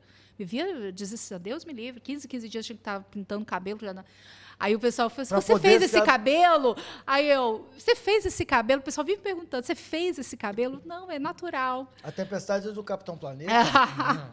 Ou então, né, do Miranda X-Men, Priestley, o do pessoal me X-Men. chamava assim. Não, do Capitão Planeta era a Doutora Blight, que também parece que tem um cabelo branco só com a mechinha vermelha. O pessoal me assim, chamando do lado. de Miranda Priestley. Diabo Veste Prada. É verdade. Aí, quando eu estava indo pro Letras Como é que é o nome da Libras... atriz? Mary Streep. É uma comparação Poderosa, boa. eu adorei. Eu falei, eu sou o diabo, só não visto Prada. Não estou no nível da Prada, visto Vila Rubim. E aí eu lembro que quando eu estava indo para o Letras Libras, que eu dava aula no curso de fonoaudiologia, que também é obrigatório ter Libras na fono, né? E eu dava aula no curso de fonoaudiologia. Aí, quando eu fui para o Letras Libras, eu pensava assim, Miranda está chegando.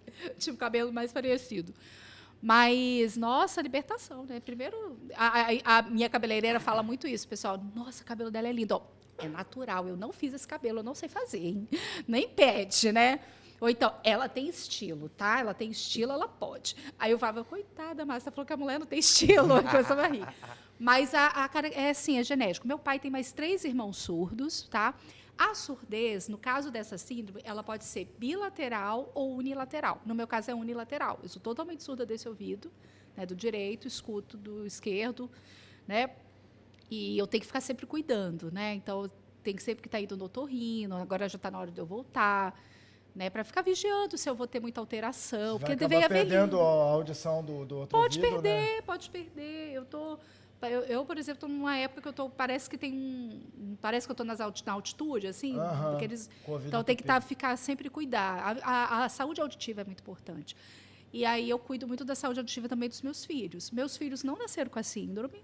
O filho do meu irmão nasceu, né? Também é surdo de um ouvido, já constatado, mas assim, eu e meu irmão, a gente é surdo do mesmo ouvido. Aí é engraçado, até brincava com as meninas da audiologia lá na fono. Falei, gente, vocês tinham que fazer isso tudo na minha família, porque só meus pais, nossos pais, são surdos bilaterais. A gente, que é a próxima geração, todos nós éramos de um ouvido. E geralmente o direito. Engraçado isso, né? Eu falava, gente, por que será que é o direito? As meninas, nossa, que questão de pesquisa. Aí começava Pro a rir, lado né? esquerdo ouvi melhor. Porque exatamente. Né? Vire sempre à esquerda, né? Você não vai errar, tá vendo? Até nisso eu sou esquerda, olha que tudo. Professora, você estava falando que aqui no Espírito Santo é levado muito a sério as políticas de inclusão no governo Casagrande. Como é que está o Espírito Santo em relação aos outros estados? Olha Qual é o só. estado mais avançado nessas políticas Olha e o só. mais defasado? Eu vou só fazer um ritornelo aqui. Nesse período do Casagrande, a gente teve alguns retrocessos na questão da inclusão. Mas eu não sei relacionar ao que exatamente. Foi porque veio a pandemia e atrapalhou. Tem muita gente falando isso. Mas, por Agora, toda a exemplo, pandemia na também, né, educação de professora? surdos, a gente teve um retrocesso muito sério nesse governo Casagrande, que foi a extinção do CAS, que era o Centro de Atendimento ao Surdo. Então, a gente tinha... O que era a escola oral auditiva? Era a CAS. O que era o CAS? O CAS, ele era um central de atendimento. Se a criança surda de manhã estudasse na escola, à tarde ia para o CAS, que ia ter aula de português, matemática, reforço, né? Ia ter libras, ia ter um monte de coisas, né? Então, e esse era ótimo, porque em outros horários também tinha, no caso, essa formação que você comentou, de curso de libras para a comunidade, curso de formação de professores, ou seja, quem era professor da rede ia lá para aprender sobre inclusão, sobre educação de surdos. Tudo isso acabou. Ele Mas simplesmente com qual argumento? extinguiu. Com argumento nenhum? Eu não sei. Quando a gente ficou sabendo, foi assim, não tem apagar das luzes, aquele negócio assim, papou. Sei, Foi Tem como reagir, né? não, quando a gente viu, acabou. Assim como foram tirados quase todos os direitos trabalhistas da noite pro dia, Exato, de você madruga. dormiu, acordou sem CAS. E a minha orientanda, que era diretora do CAS, ela simplesmente foi destituída do cargo. Então, assim, é um negócio muito... Ela era surda, inclusive, diretora surda. Simplesmente foi destituída. Então, assim, é uma coisa que eu nunca entendi. Eu sempre tive muita vontade de perguntar, porque eu sempre achei que... Você vê, tem intérprete o tempo todo com Casagrande. Eu não entendi isso. Por que aconteceu isso? Eu nunca entendi. Sabe? Eu já quis perguntar. Assim, gente, por favor, vamos conversar. E aí a escola... E detalhe, tá? Essa escola...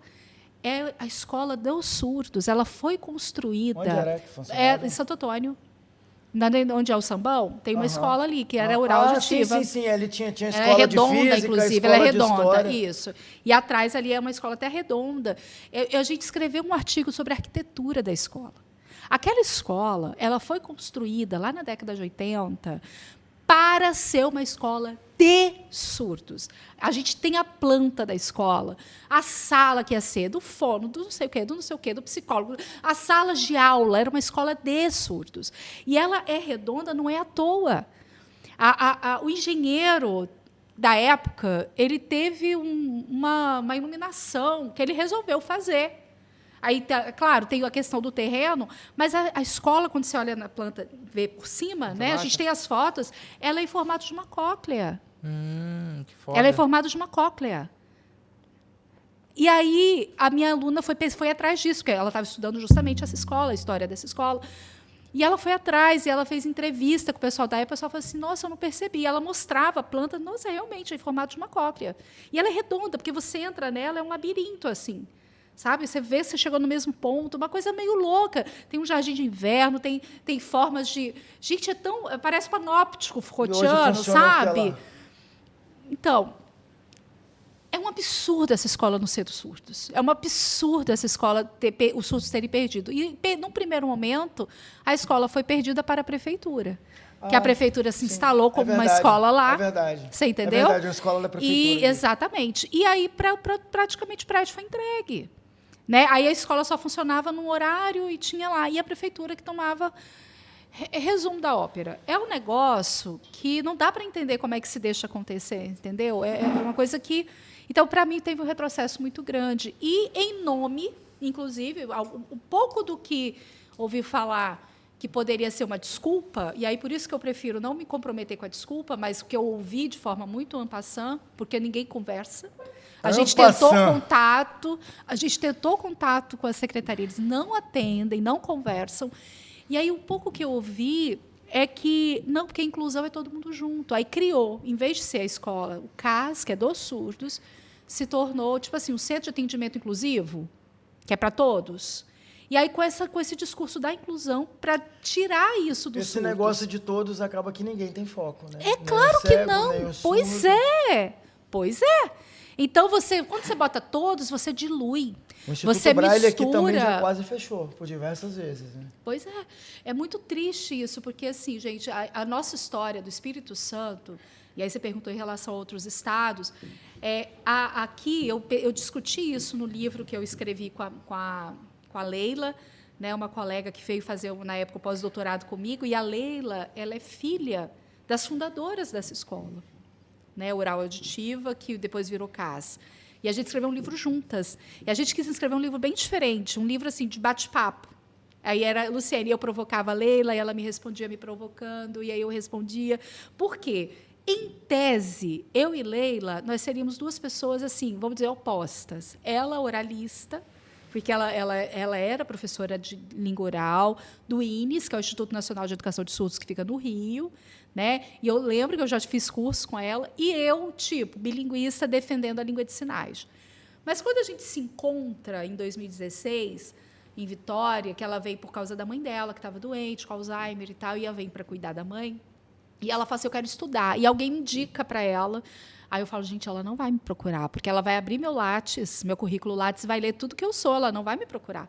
Mas ela me procurou, porque ela nem olhou meu Lattes, não sabia quem eu era. Foi ótimo isso, né? É bom a pessoa procurar, não sabe quem você é. Isso aí. E a gente conversou e percebemos que tinha muitas coisas que convergiam. E tipo assim, eu não tenho essa postura de oposição hoje, muito, muito diferente. Eu já fui isso quando era jovem, adolescente, né? Jovem eu sou. Mas eu era adolescente, a gente era aquela de sou contra o oralismo e tal. Eu falei, gente, mas tem surdos que se beneficiam disso e está tudo bem. Isso não é a questão.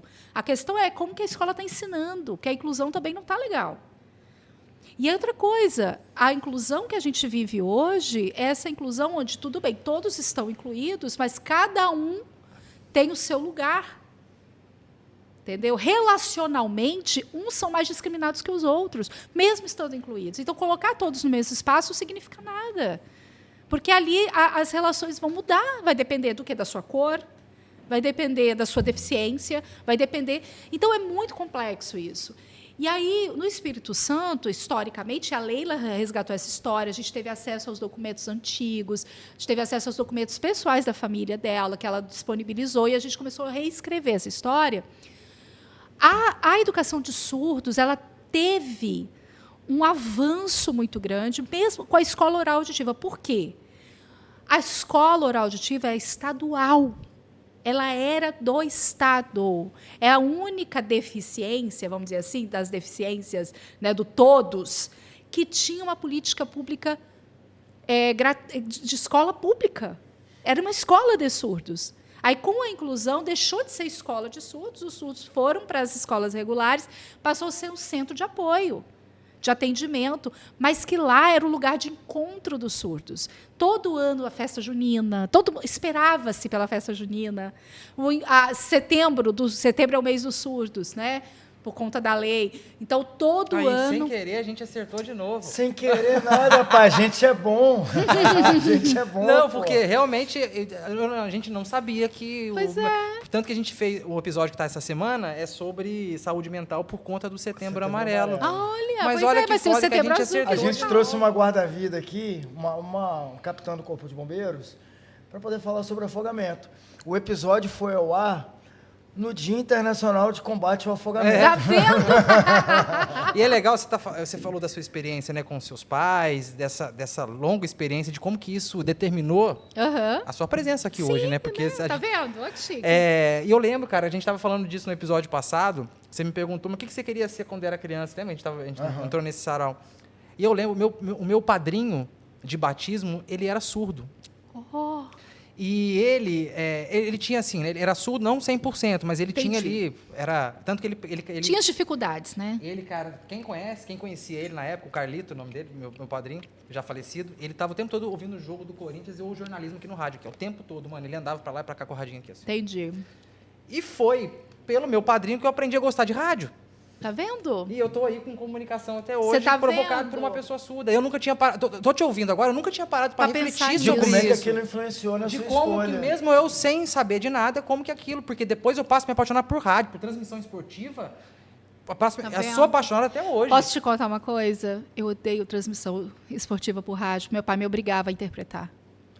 Pô, imagina, aquele Seu narrador pai torce pra quem? rapidinho. Seu pai torce pra Ou quem? eu? Flamengo. Flamenguista. Que é o único nome que ele sabe ler. Meu pai me obrigava. Como é que era isso? Não, eu tinha que interpretar. E me falava assim, não sei o quê, não sei o quê. Só que é muito... Era impossível rápido. interpretar. Era impossível interpretar. Eu só interpretava o gol. Ah, bateu na trave. Aí eu ficava assim, meu Deus. Aí isso aqui eu fazia, eu inventava. Eu começava a inventar. Uma Copa do Mundo, por exemplo, é uma sacanagem não ter um intérprete ali. Sim, pois Não é, cara? Mas eu Futebol- começava a inventar. Se não foi, aí depois saía do que aconteceu. Eu inventava tudo. Porque eu ficava assim, pai, não dá para entender, eu não entendo, é difícil. Aí ele não acreditava em mim, ele achava que eu estava fazendo corpo mole. Então, assim, o negócio dele era isso, tá vendo? Por isso que eu nunca ia ser radialista. Porque a transmissão esportiva ela é muito dinâmica, ela é muito rápida. Até porque, para segurar a pessoa ali do outro lado, ela tem que trabalhar com tem que emoção. ser. Exatamente. Então a bola tá no Mas meio de muito campo, legal. o cara tá lá. Pô, Aquela José emoção Carlos toda. Araújo. Não, tá aham, tranquilo. absurdo. Mas assim, quando eu fui me ver assim que eu podia ser professora de surdos, não foi assim uma coisa que eu falei, criança, vou ser professora de surdos. Quando eu era criança, pré-2, eu nunca vou esquecer isso. A professora perguntou assim: "Vocês querem ser o quê, né? Quando crescer?" Eu nunca vou esquecer. Aí eu dizia: "Eu vou ser juíza." Aí as meninas: "Eu quero ser professora igual a você, tia Valéria." E eu: "Vou ser juíza." Aí a professora: Luciane é a única que vai ganhar nota preta aqui. E riu. Passou. E você vai virar professora. Viro professora. Mas o legal é que, assim, por que eu não queria ser professora de surdos? Quando eu fui fazer magistério, eu fui para poder trabalhar, porque eu quero trabalhar logo, eu não quero mais ficar dependendo dos meus pais. E eu tive a chance de ser uma professora auxiliar numa sala de aula com uma criança surda, só que de uma família rica, uma escola particular. Escola particular, o acesso é melhor. Porque, não sei, mas nesse caso, a família queria que a menina aprendesse Libras. Então, quando me encontraram, tipo assim, eu era na igreja, você quer? E aí eu fui, eu tinha 15 anos. E dali eu decidi, vou fazer magistério, porque na época tinha o magistério e ensino médio, né? Sim. Vou fazer Contabilidade, magistério. administração. Exatamente. Ainda tinha, fui das últimas turmas ainda. Vou fazer Fez magistério. aonde? Eu fiz na antiga escola cenecista, que era ali perto do cemitério de Maruípe, que agora é uma escola da prefeitura. Ah, sei, ali era o um Senec, Senec. era o Senec. Exatamente. Eu fiz lá o Você magistério. abria a janela e via um monte de túmulo assim, no cemitério Isso, atrás, tipo né? isso, exato. E aí eu fui fazer magistério lá. E foi uma experiência muito legal. Eu amei. E aí eu falei, cara, eu quero ser professora. E a minha avó já era professora. Então, eu lembro muito da minha avó professora, de primeira a quarta. E aí, pessoal, eu sabia Libras. Eu tinha, inclusive, uma colega surda que fazia magistério comigo. Aí eu interpretava as aulas para ela. Olha que legal, né? Então, eu já tinha esse movimento. E aí, por que eu não queria? Porque, naquela época, para ser professora de surdos, você tinha que aprender a oralizar o surdo. E tinham duas coisas que eram contra mim. Primeira, eu sabia sinais e eu era um risco. A escola jamais me contrataria, porque eu sabia sinais. Eu ia sinalizar e era proibido, né? Não assim, tem uma lei que proíbe, mas era assim, eram as práticas, Mal né? visto. Era uma coisa que não, eu chegava lá sinalizando. E aí as professoras queriam morrer, porque elas estavam ensinando a falar, porque não pode sinalizar, tinha uma até. E os surdos contam essas histórias na minha dissertação. E eu nunca ia ser contratada, então eu ia passar fome, eu não ia ser professora. E segundo, porque para dar aula, além de você fazer o curso oralista, oral, né, método, no caso, método Perdon-Sini, que era um outro método, você tinha que fazer o curso. O ideal seria, que eu percebi, que para trabalhar com surdo era fazer fonoaudiologia. E eu não tinha curso de fono, porque eu pensei, vou fazer fono, porque aí eu trabalho com surdos, mas aí como eu já pensando nessa coisa de pegar da minha pegada, né, com língua de sinais. Sim. Porém, não tinha fono na UFES. Aí meu pai tinha acabado, eu fazia vestibular, estava no ano fazendo pré-vestibular, abriu o fono na UVV. Aí meu pai falou, eu já abri a turma, eu falei, fiquei sabendo, pai, eu quero estudar na UVV. Meu pai virou e falou assim, nem pensar, eu paguei escola para você a vida inteira, que ele pagou salesiano, né, ele pagou escola para você estudar na UFES. Você não vou pagar você faculdade, se você quiser trabalhar e pagar, você... Era caríssimo, eu não tinha condições de trabalhar e pagar.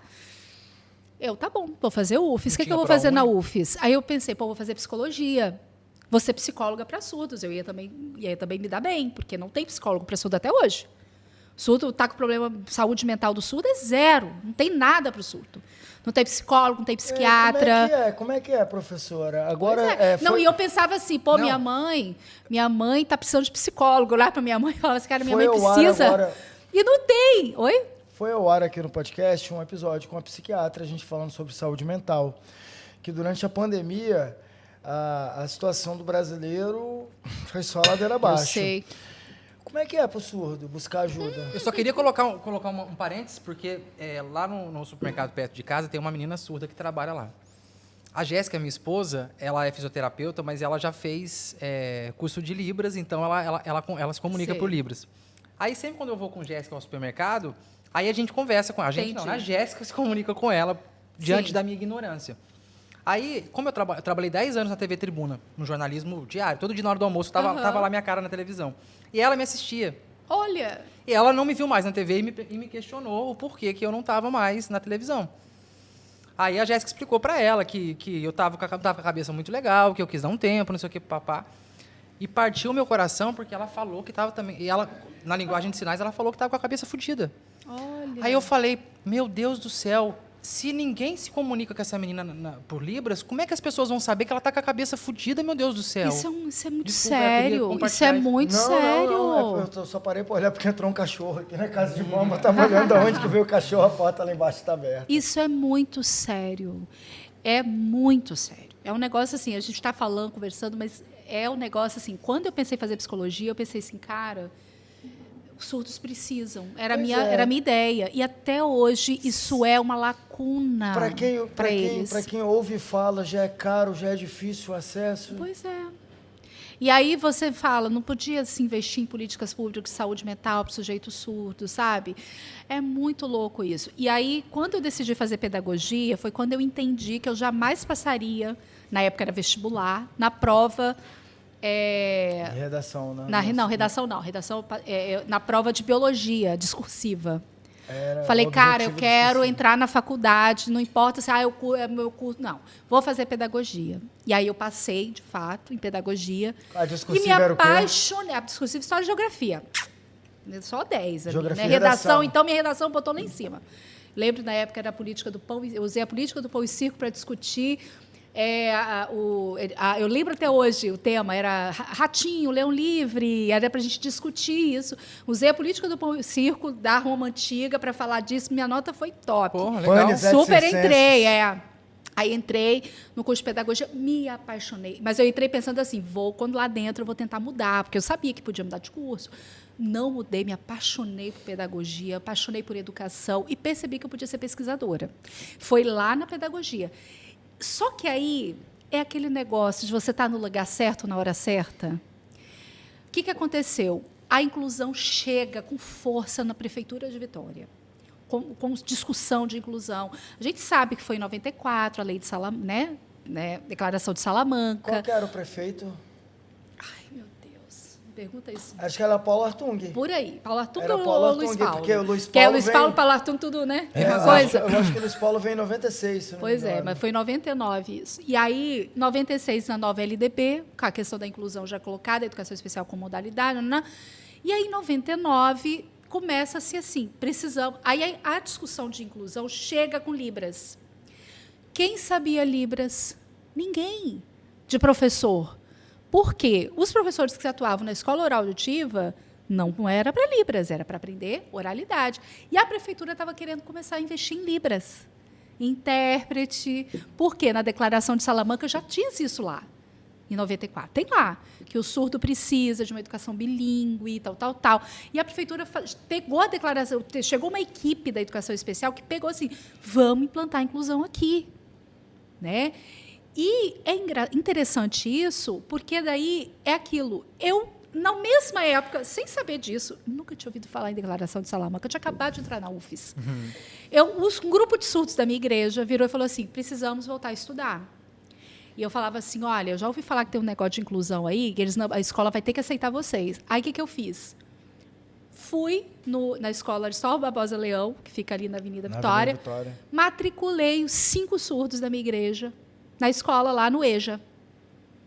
E meu primo, que precisava voltar a estudar, que estava em recuperação por causa das drogas e tal, voltou a estudar. Meu primo também é coda, também sabe língua de sinais, se matriculou com esse grupo. Aí colou meu primo com eles. E aí a pedagoga ficou desesperada. Aí eu criei o problema, depois eu fui lá e disse assim, olha, eu sou intérprete, eu sei Libras, eu posso vir interpretar algumas aulas. Você plantou o problema para trazer a solução, né, professora? Ah, escorpiana, meu amor. Malandreada. Escorpiana. Escorpiana. Você, não, a gente olha para o xadrez, a vida é um jogo de xadrez. Você está olhando para onde vai a peça. Cheguei lá, falei, eu posso te ajudar. E aí, voluntariamente. E eu comecei a fazer isso voluntariamente. E eu comecei a fazer voluntário, primeiro, porque esse negócio de intérprete de sala de aula, nem eu nunca tinha ouvido falar. Eu quero aprender isso. Eu estava inventando isso. Olha que louca. E eu falei, vou interpretar na aula. Eu só tinha experiência de interpretar na igreja. Não tinha experiência de interpretar em escola. Na igreja não. Na igreja, o Jornal Nacional, o jogo esportivo. É, lógico. Eu falo na igreja porque Entendi, é meio, tô brincando. né? Mas é isso mesmo. Da vida, né? Da vida, exatamente. E aí eu falei, cara, como é que faz esse negócio de ser intérprete na escola? E aí eu lembro que eu era preocupada, professor de história, o que você vai dar hoje? Ah, eu vou trabalhar Império, tal. E lá, beleza, pegava o livrinho, já interpretava. Os surdos foram muito bem. A escola começou a entender, aquilo começou a fazer parte da escola. E os surdos foram se integrando. Aí as aulas mais simples, meu primo fazia, o Márcio fazia. Eu ia para as aulas mais complexas. E eu comecei a pegar essa experiência. E aí, o que acontece? A pedagoga maravilhosa chegou, foi lá na Prefeitura de Vitória, na secretaria, e falou assim, olha só, um absurdo uma prefeitura como Vitória, rica, ter um monte de surdo que tem na minha escola e a intérprete é voluntária. Vocês têm que dar um jeito. Aí, quando ela cobra a prefeitura para fazer... Aí diz, mas a escola polo de deficientes não é de surdos, de deficientes, em geral, é o Padre Anchieta. Mas os surdos falaram que não vão para lá, porque ali era para eles. Porque eles saíam do trabalho, ali é um lugar muito fácil acesso. Geograficamente, para eles era mais fácil. Né? Exatamente. Não, vamos mudar de escola. E aí a pedagoga, eles não vão mudar de escola.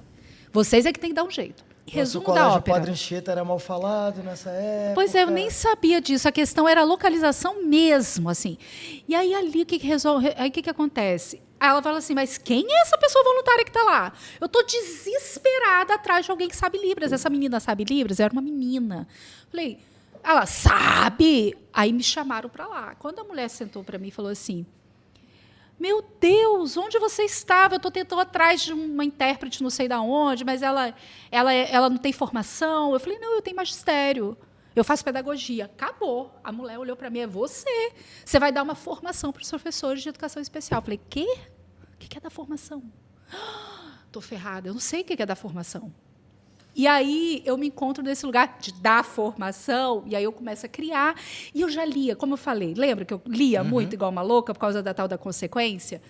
Essa família rica, que eu interpretava para menina na escola particular, a mãe viajava muito, comprava livros. E eu tive acesso a vários livros sobre surdez, porque ela trazia para mim. E nesse ano 99, tinha acabado de lançar um livro chamado A Surdez, um olhar sobre as diferenças, defendendo a educação bilíngue, porque eu só conhecia livros de oralismo. Porque um ano depois eu fui fazer um curso de oralismo para ver se eu tinha um certificado. Eu não aguentei fazer o curso, não aguentei. Por 2 motivos. O primeiro, eu não suportava aquelas coisas que eles falavam, que eu não concordava com nada, mas eu ficava quieta aprendendo. E segundo, porque todo mundo ficava olhando para mim. O que a Luciene está fazendo aqui? A Luciene é da Libras, a Luciene é da Libras, tipo isso. E eu já era conhecida, nem sabia que eu era conhecida. E aí, porque eu era filha de surdos, meus pais foram alunos da escola. Então, eu ia para lá desde criança. E quando eu fui dar a formação, quando eu entro na sala e as professoras, todas tinham sido professoras dos meus pais. Caramba. E me conheciam quando eu tinha 2 anos de idade. Que doideira, hein? E eu estava ali como professora, tipo, eu tinha 19, 20 anos. Né, 20, 21, assim, sabe? Muito nova. E aí eu falava assim, caraca, que louco. Estava recém na faculdade, né? E ali eu tinha uma voz de poder. E aí, como eu lia muito, eu li Oliver Sacks, eu li Lucinda Ferreira Brito, vários autores da nossa área, eu trazia esses teóricos. Aí ninguém conhecia. Como é que você vai debater com a pessoa, traz os teóricos, estuda, não tem com quem você dialogar, você coloca e as pessoas, ok, eu tenho que ouvir e aprender. Né? Então, era uma coisa muito engraçada, muito interessante. E foi ali que eu fui crescendo. Né? E ali, aí eu fui, o outro ano, eles me contrataram, né? Porque eu tinha magistério, então eu tinha certificado. Mas eu não tinha o tal do certificado para dar aula para surdos, porque eu nunca concluí o tal do curso de oralismo, do método Perdão Sinil, nunca concluí. E aí eu falava assim, cara, Luciene, você tem que entrar. Eu falei, cara, eu não tenho curso. Eu dava curso, as pessoas tinham certificado, eu não tinha. Porque quem ia me dar curso? Uma coisa meio maluca, assim, uma inversão de coisas, né? Depois eu tive a chance de fazer pelo MEC e tal, projetos, né? A prefeitura me encaminhou. E depois eu fiz concurso e passei no concurso para ser professora de 1ª a 4ª série. Não tinha como eu fazer concurso para dar aula de educação especial, porque não tinha curso. Então, é meio que a gente foi inventando isso. E aí, quando eles me contrataram, foi por quê? No ABL, no outro ano, isso foi em 99, 2000, os surdos já espalhou. A ABL tem intérprete. Mas uns 13 foram se matricular, assim, em séries diferentes. E eu só virei e falei assim, eu não vou interpretar de graça. Por quê? O meu compromisso era com os meus amigos surdos, que eu me comprometi com eles. O meu compromisso não era com a escola. A escola ganhava com o meu compromisso com os surdos. Mas agora tem 20 surdos matriculados, cada um numa série. Eu não vou fazer isso de graça. Aí pronto, inventaram um contrato. E fiquei na prefeitura até ir para a universidade. Primeiro Federal do Mato Grosso do Sul e agora na UFES. Então, assim, foi uma experiência muito boa. Né? E ali a gente foi criando um pouco disso. Hoje é política pública, 2002. Aí isso foi 2000. 2001, 2002 veio a lei, 2005 o decreto. Entendeu? E aí aquilo foi só me firmando nisso. E aí eu falei, vou tentar mestrado, né? Comecei a trabalhar com criança surda também, porque eu falei, trabalhar com adulto é fácil, o adulto já sabe Libras. Eu falo de igual para igual. Será que eu sei? Eu ficava assim, será que eu sei trabalhar com surdo mesmo? Aí me botaram para trabalhar com educação infantil, criança de 4 anos. Caraca, agora eu vou ver se eu sou uma profissional, né? Fizemos um trabalho maravilhoso no CEMEI, assim, porque eu peguei também uma diretora maravilhosa, uma pedagoga maravilhosa, uma professora, todo mundo querendo aprender, e aí a gente começa a ensinar Libras para a turminha. Ali eu vejo uma inclusão acontecendo, porque ali já era uma outra situação. O menino sozinho, não sabia Libras, ele tinha uma linguagem, toda criança tem uma linguagem. E aí a gente começou a trabalhar, família, escola, toda, da merendeira ao cara que fica no portão. Vamos falar como é que fala bom dia, como é que fala boa tarde. E aí a gente trabalhando, elas tinham que falar o cardápio, porque aquele menino começou a ver a Libras ali. Na contação de história, as crianças começaram a conversar, e criança aprende assim, né, gente? E ali eu falei, caraca, aí virou meu projeto de mestrado. Aí eu entrei no mestrado, e ali foi para frente, né? E no mestrado foi engraçado a mesma coisa, porque minhas professoras da UFES eram, e são minhas colegas hoje, né? que eu tenho uma maior paixão por elas, elas foram minhas professoras de educação especial. Só que lá na UFES, na época, podia ter, agora não tem essas especializações a partir do 6º período, né? Mas, na época da educação especial, era deficiência mental. Se falava, hoje chama deficiência intelectual, né? Era deficiência mental. E as especializações dela é nisso. Ninguém estudava surdez. Eu que ficava levantando questão como aluna, chata pra disso, caramba, chata, desde o 2º. Professora, mas se pensar a criança surda, a questão da linguagem, não. Aí as professoras ficavam assim, nunca pensei nisso, vou pesquisar. Aí tinha umas professoras que até dialogavam, e eu levava a questão da surdez desde o 1º período. E eu meio que já sabia o que eu queria. Eu falei, vou fazer educação especial. E na educação especial eu estudo deficiência intelectual, inclusão, mas não a surdez. E eu levava as questões da surdez. E eu já era muito assim, surdez, identidade surda, cultura surda, que estava na moda. E o pessoal ficava assim, até louca. Cultura, identidade, comunidade. Não, são deficientes auditivos. Eu, não. É a questão linguística. E eu já ficava pregando isso, eu era uma louca. Na cabeça deles, eu era uma louca, uma voz no deserto, gritando deserto, maluca. E, por fim, quando eu entro no mestrado, nunca vou esquecer a entrevista, né? Da primeira vez eu não passei, quando foi a segunda vez, por que você continua tentando aqui, sabendo que ninguém aqui estuda surdez? E eu já tinha feito um projeto mais interessante, pensando na inclusão desse menino surdo. Falei, olha, em primeiro lugar, porque eu sou do Espírito Santo, eu não quero sair do Espírito Santo. Segundo, se eu for fazer lá no Rio Grande do Sul, até tentei. Se eu for fazer no Rio Grande do Sul, eu vou ser só mais uma. Aqui não, aqui eu sou Luciene, aqui eu sou conhecida, nananana. E o meu projeto não é um projeto que discute surdez especificamente, mas é a inclusão de uma criança surda. Você tirar a criança surda, colocar uma outra deficiência, o que eu estou estudando é o movimento da escola. Então, eu acho que aí eu defendi meu projeto, passei. E a minha professora sempre dizia assim, olha, Lu, eu peguei você porque é o meu compromisso com o universo, porque eu não estudo isso, surdez eu me viro, porque eu quero ser pesquisadora. Vocês são pesquisadoras, eu quero aprender a fazer pesquisa. E aí eu entrei assim para aprender a fazer pesquisa, né? Porque eu quero ser pesquisadora. Então, naquilo na minha cabeça, aí ali formatou, e eu já entendi como é que era a minha área, já era conhecida, tipo assim, a doida da cultura surda, ninguém falava isso. E aí eu comecei a criar grupo dentro da universidade. Então, eu encontrei o Jefferson, o Jeff, né, que hoje é meu colega do Letras Livres, encontrei a Kelly, cada um, a Kelly também coda, hoje são colegas meus da universidade. Você foi criando uma rede, né? Foi criando uma rede. Massa. E aí a gente conseguiu abrir coisas, fizemos projetos, e aí a gente começou a conquistar os professores. E eu lembro, na minha defesa de doutorado, quando a professora Denise na banca falava assim, eu lembro de vocês, e estava todos eles interpretando, estava todo mundo na minha defesa, assim, eu lembro de vocês, vocês só andavam em bando. Quando a gente via você chegando, era o bando. Era o bando. E vocês iam convencendo a gente, né? E agora a primeira doutora, né, de vocês, agora todos eles são doutores. E a gente era aquele bando tentando trazer a questão da surdez, que agora, né, é uma questão na universidade. É um curso, é a disciplina Libras em todos os lugares, vários professores de Libras, nos campi, né? Então, a Libras está ali. Aí é engraçado, porque na UFSA falou surdez, Libras, Luciene, né? Porque de fato, a gente está tentando trazer essa discussão. E aí, agora, eu sou orientadora de mestrado, doutorado, oriento surdos. Então, a gente tem surdos fazendo mestrado, doutorado. Sim, tem 2 orientando surdos, né? Uma defendeu agora, entrou né, com doutorado, fez mestrado comigo, é professor da universidade hoje. Que foda. Fez concurso e passou na educação no campo. Né? Tem outros colegas que orientam surdos, então a gente está vendo surdos indo para a academia. Uma coisa que eu fiquei maravilhada é uma surda que passou no curso de mestrado em Ciências Sociais. Quer dizer, está saindo desse campo de educação, de linguística, de literatura. Então, assim, tem surdos na literatura, surdos na linguística, surdos na educação, surdos nas ciências sociais. Surdos ocupando espaços onde isso não era possível.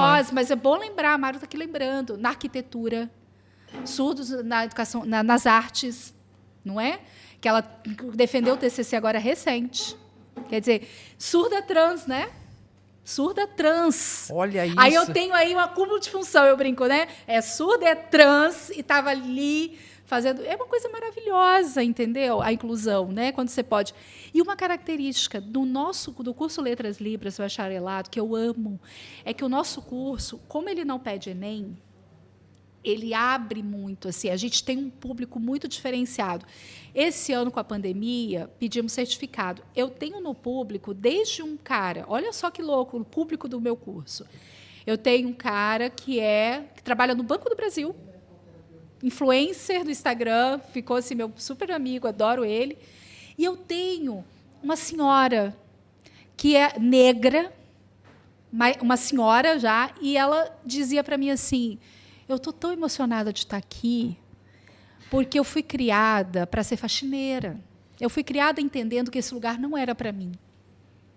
E eu, caraca, eu sou professora dessas pessoas, entende? Isso, para mim, É muito foda. é maravilhoso, porque a senhorinha que foi criada para ser faxineira está na universidade pública, federal, né? Professora, isso, para mim, é inclusão.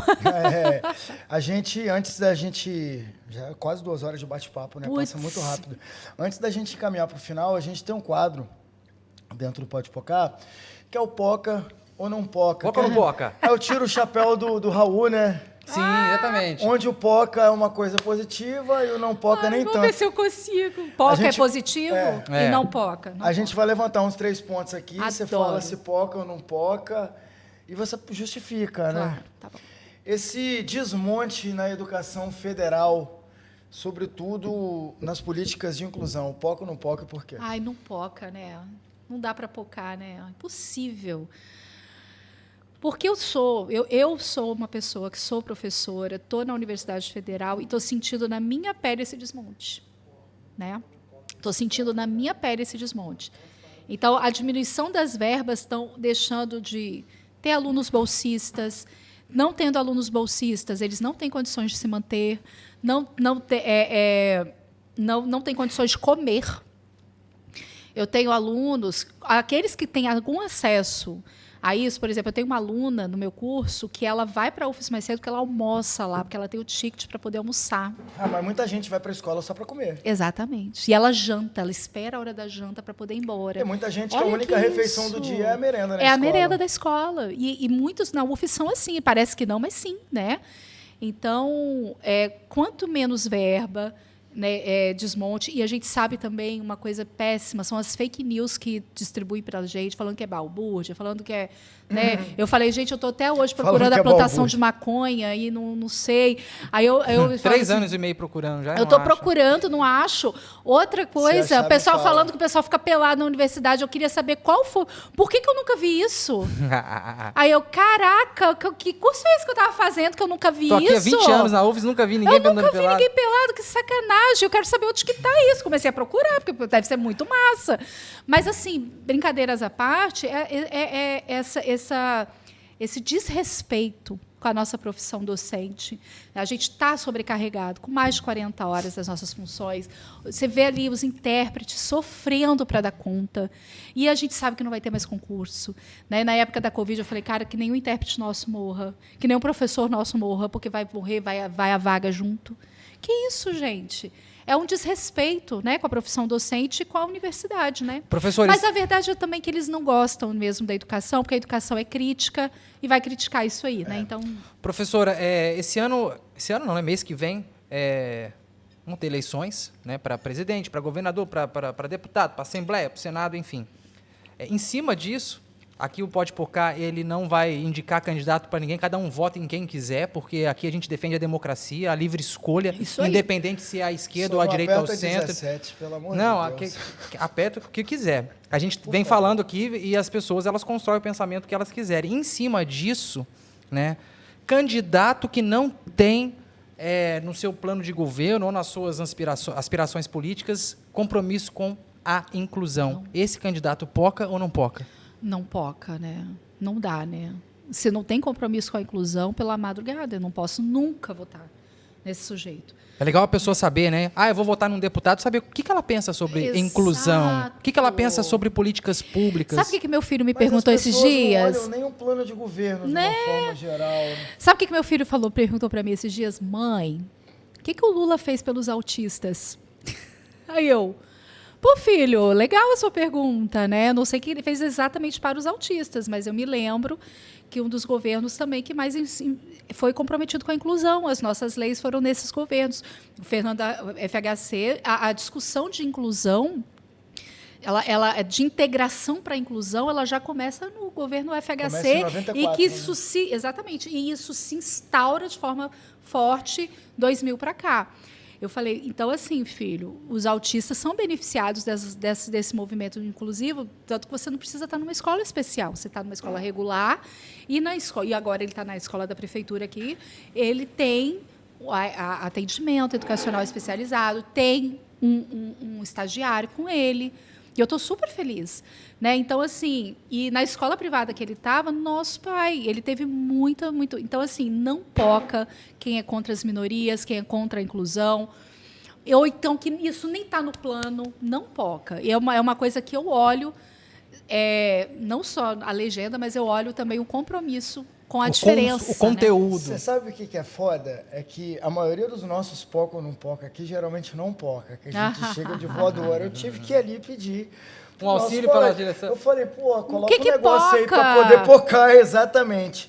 Surdos assumindo vagas na academia e em outros ambientes.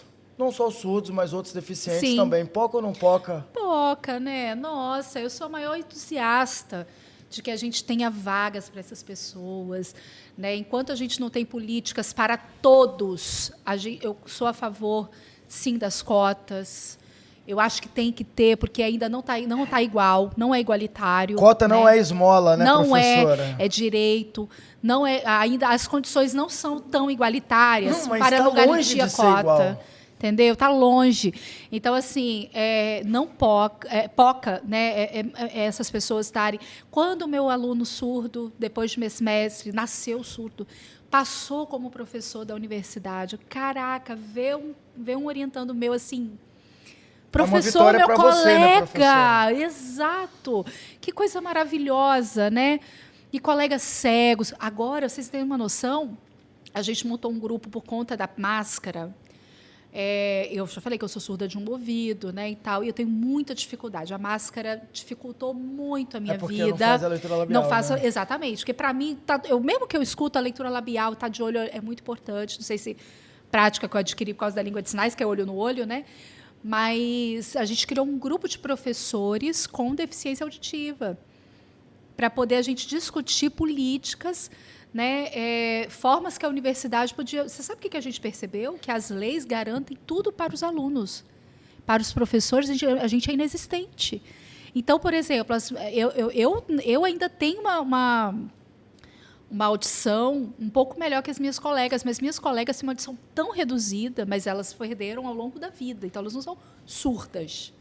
Né? Elas falam, usam um aparelho, inclusive, mas, cara, a máscara ferrou com a vida docente delas. Eu imagino. Porque elas precisam de ver o aluno falando.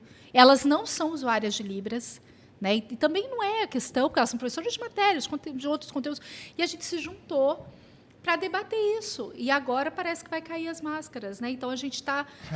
Literalmente, né? As máscaras caíram, estão né? caindo, né, professora? Boa! Adorei!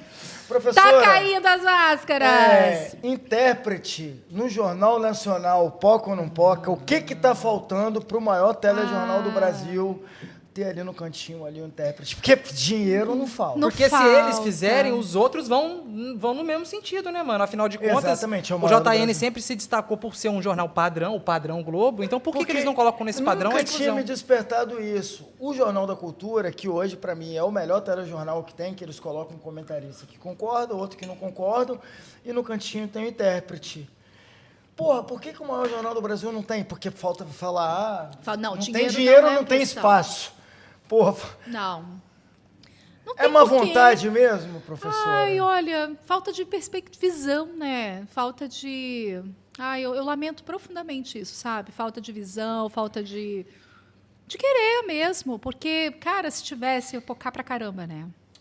Professora, foi legal o papo? Gostosinho? Adorei, Curtiu? gente. Se sentiu bem? Foi, se muito. sentiu bem acolhida? Só não comeu o bolo, né? Não parou de falar, o Chicarino não deixa você comer. Imagina, eu amei. Muito obrigada, gente. Nossa, eu tava tão Vai nervosa. sair daqui meu falando Deus. bem da gente? Claro! Já mandei no grupinho, ó, galera, tô no, né? Obrigada a vocês, foram muito bem acolhidas, adorei. Eu tava esperando isso. Eu tava assim, expectativa e realidade, assim, eu vim com uma expectativa, assim, não vou com muita expectativa, mas a realidade superou a minha expectativa, porque eu Que estava bom. esperando chegar e ter esse bate-papo, porque é um pouco da característica do podcast. E eu falei, cara, aí eu ficava em casa estudando as leis, as coisas. Aí eu falei, cara, eu não vou estudar, ficar Não, estudando, é uma não é conversa palestra, natural, Lu. isso. Eu para mim mesmo, Boa, calma, Lu. não é palestra, não é aula. É uma A bate-papo. prosa, é uma Vou chegar lá e conversa. já vou falando, sou filha de surdos. Pronto, você vai render. Aí chegou aqui, Boa. foi esse clima maravilhoso. Você vê eu tô que a muito gente começa satisfeita. chamando de professor e termina chamando de Lu, né? Lu, claro, pode chamar. Intimidade, como é que vai evoluindo. Ô, Lu, foi muito bom te receber aqui. Obrigada. Eu acho que esse é o nosso compromisso. E sabe o que eu fico feliz? Que a sua rede, que a sua comunidade surda, a galera que é surda, vai poder acompanhar esse episódio. Não é? Porque a gente tem Libras. Libras. Isso é foda. Exatamente. Tô muito O feliz de episódio vai saber ao ar isso. quando? Vai agora em setembro, depois eu vou te passar a data Tá direitinho, bom. mas agora no mês de setembro. E assim. Acho que na segunda semana de setembro. Pô, É. legal. E a gente está legal. muito feliz de receber você. E a Foi conversa foi uma foi uma indicação do delícia. Mário. A gente Obrigada, falou pro Mário. Mário que a gente queria propor essa discussão. Inclusive, o Mário já tinha puxado a nossa orelha. Pô, precisa falar de inclusão, precisa falar de inclusão. Eu falei, Mário, você tá certo. Vamos falar de inclusão. Ah. Até a Brígida ia estar com a gente aqui hoje, que é a nossa intérprete, para poder ainda trazer mais ainda para apimentar essa prosa. Aí era mas 5 horas de infelizmente- conversa. Mas infelizmente ela não pôde vir, porque ela está com um problema de saúde na família. Mas a gente manteve a pauta, essa discussão. Obrigada. E foi muito bom te ter aqui. Como que em 10 anos de jornalismo a gente nunca te entrevistou para falar de surdo, né? Não, nesse podcast Tem muita aqui, história. Nesse podcast aqui, a gente conversou sobre coisas em 3 meses que em 15 anos no jornalismo convencional. Com a mesma profundidade, né? Suicídio. A gente falou aqui que foi um negócio muito pesado, Muito pesado. complicado. Crime eletrônico, pedofilia, tudo que Nossa. na televisão, de uma forma Formal. restrita e formal, a gente fazia. A gente está tendo a oportunidade de E trazer conversar aqui no para esse bar, podcast. né, gente? Pois é, Depois exatamente. com uma boa cerveja. Nossa Rapaz. Não é? Obrigado. Foi um prazer estar aqui, Obrigado. uma honra. Obrigada a vocês pelo convite, estou me sentindo muito feliz, muito honrada e dizer assim que eu adoro falar sobre isso, né? Eu acho que vocês perceberam, meu olho brilha. Seu olho assim. brilha. É Adoro, foda. adoro. É a minha vida, é a minha prática, é a minha ética, sabe? Eu acho que mais do que tudo é o meu compromisso ético, defender essas causas, né?